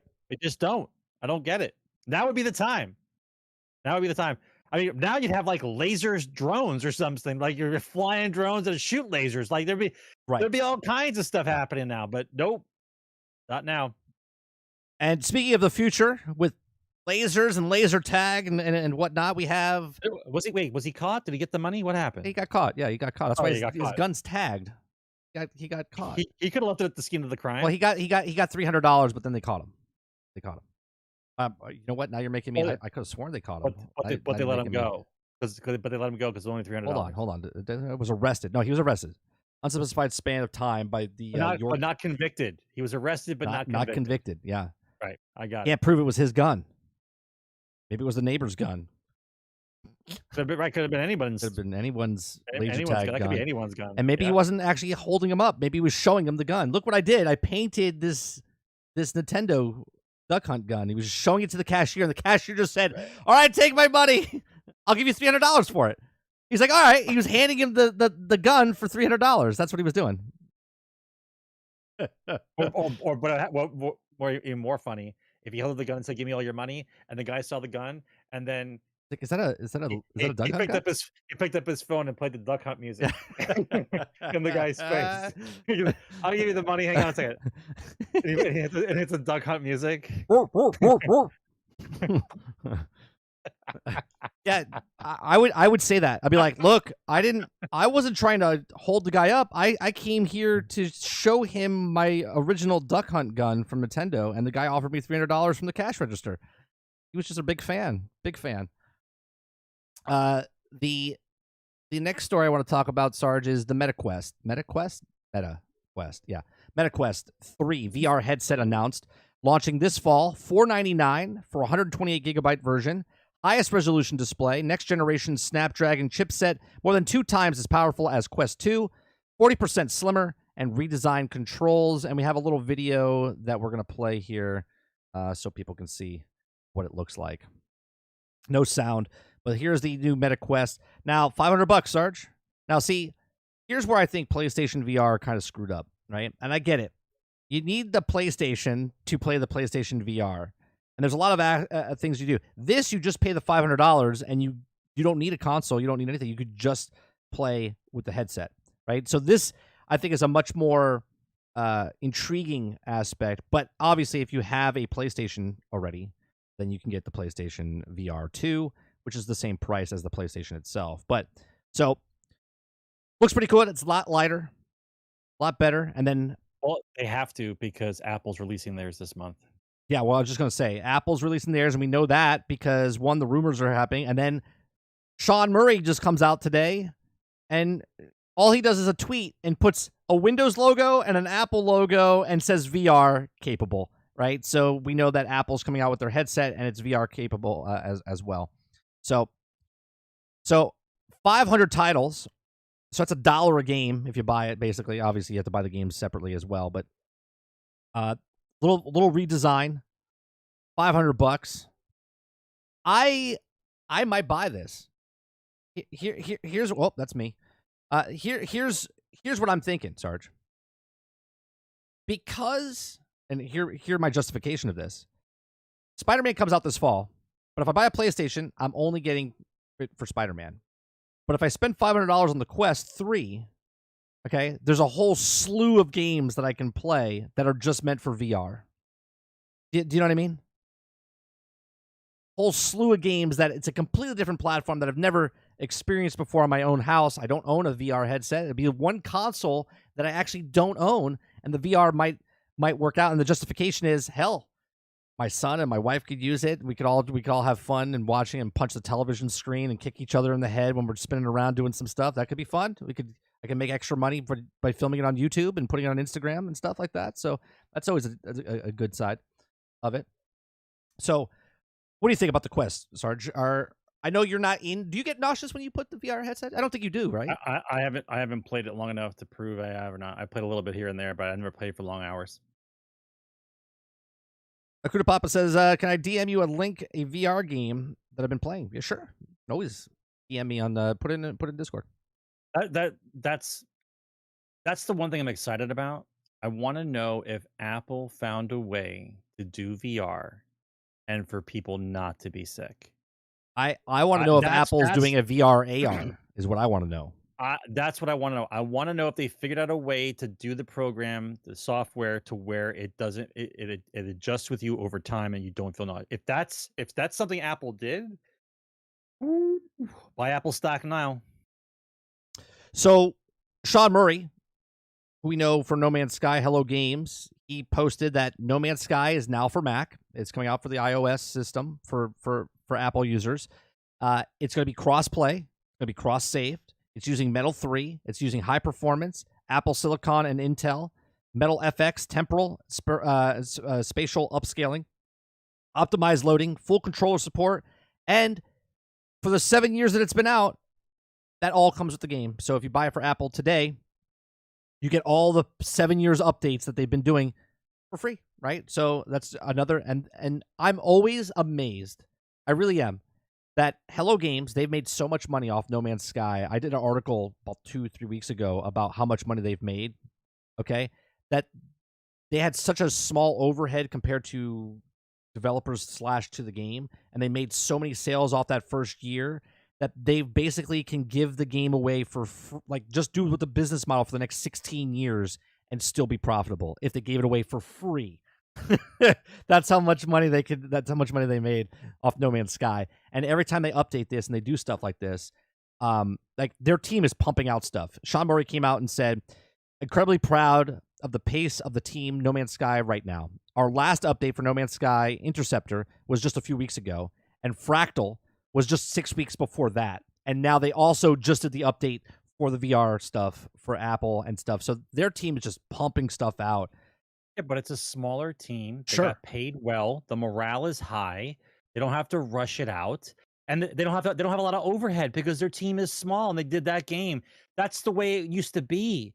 When you have these monster companies with these hundreds of employees and these giant buildings you got to pay rent for, of course you're going to get a battle pass microtransaction filled game. Like that's how it has to be, right?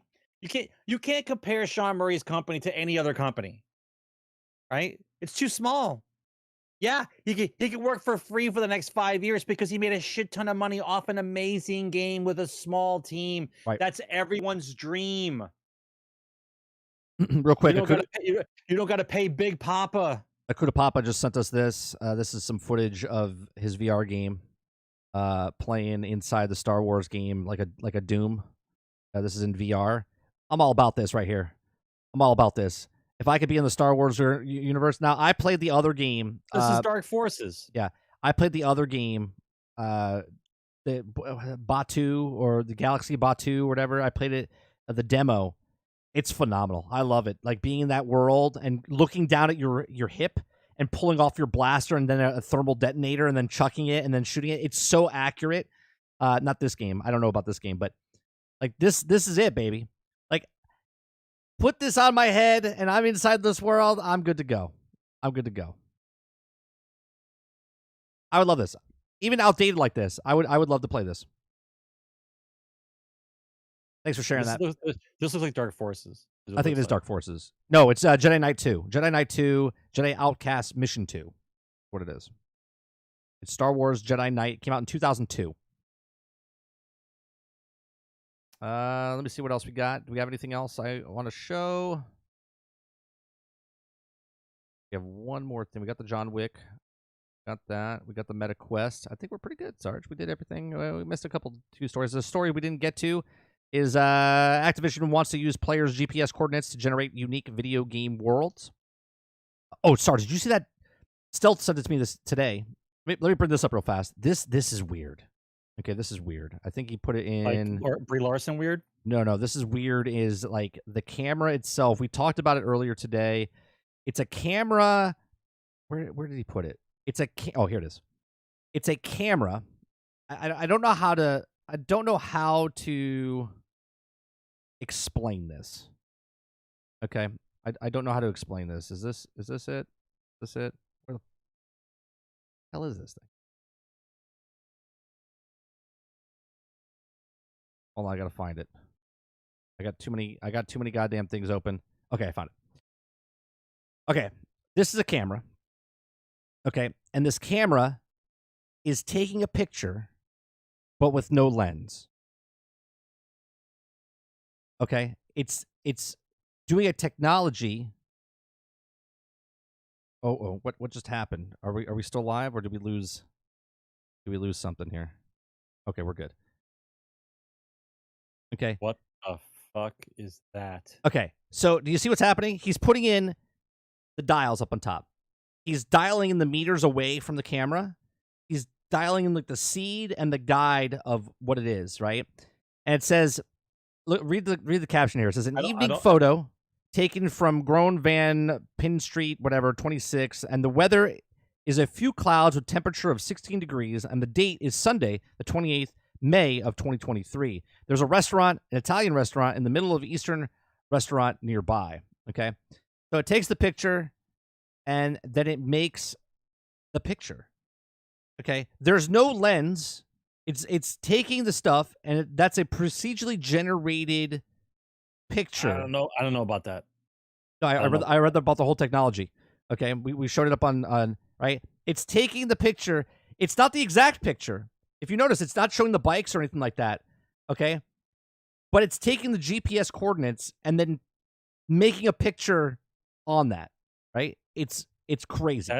That's not a camera. It's using like sonar or whatever kind of. It's a procedurally generated camera based on the where you're standing, and it's making stuff as it's weird. I don't know about that. This isn't weird. This is normal technology. What do you mean? I don't know about that. Yeah, is the camera just pulling up a file from Google Maps? Like, I don't understand. No, No, it's making the picture. It's procedurally making that picture. Yeah, but that description would have no cars. It would just be a street with trees. Like it added everything else that wasn't even included in the verbiage. Like you know what I mean? Like it's not. No, I don't believe that's real. No, no. Well, technology. You just can't have a description of something that's going to fill in the blanks, and the filling in the blanks is trees and cars and multicolor. Like it doesn't know what to put in there yet. It's called paragraphical. A camera that takes photos using location data. It describes the place you're at, and it converts it into AI-generated photo. Weird. Yeah, if we get a few more things like that, we're gonna disappear like the dwarves did in Skyrim. Right.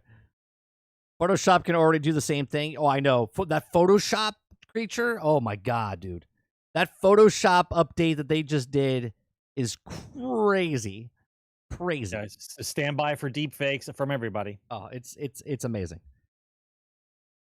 Like the amount of stuff that you can do between AI generated, just right with ChatGPT, and now with the Photoshop. Just wait till they do it with the video process, which they are doing, right? Exponentially faster. All right.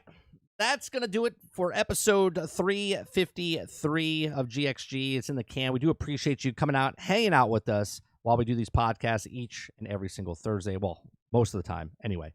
If you like it, please make sure you hit that like button. If you'd like to go above and beyond that, hit the subscribe button. There's only 13% of you that are not subscribed to this channel, which is amazing. I do appreciate you for hitting that subscribe button.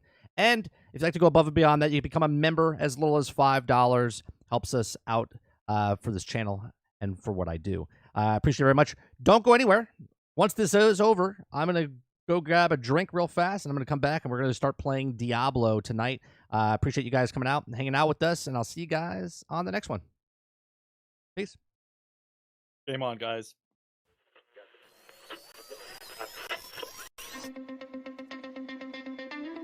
They're two brothers and gamers that have been playing games since the early 1980s. Combined, they have over 65 years experience. Join them each week as they discuss and rant about gaming and entertainment news.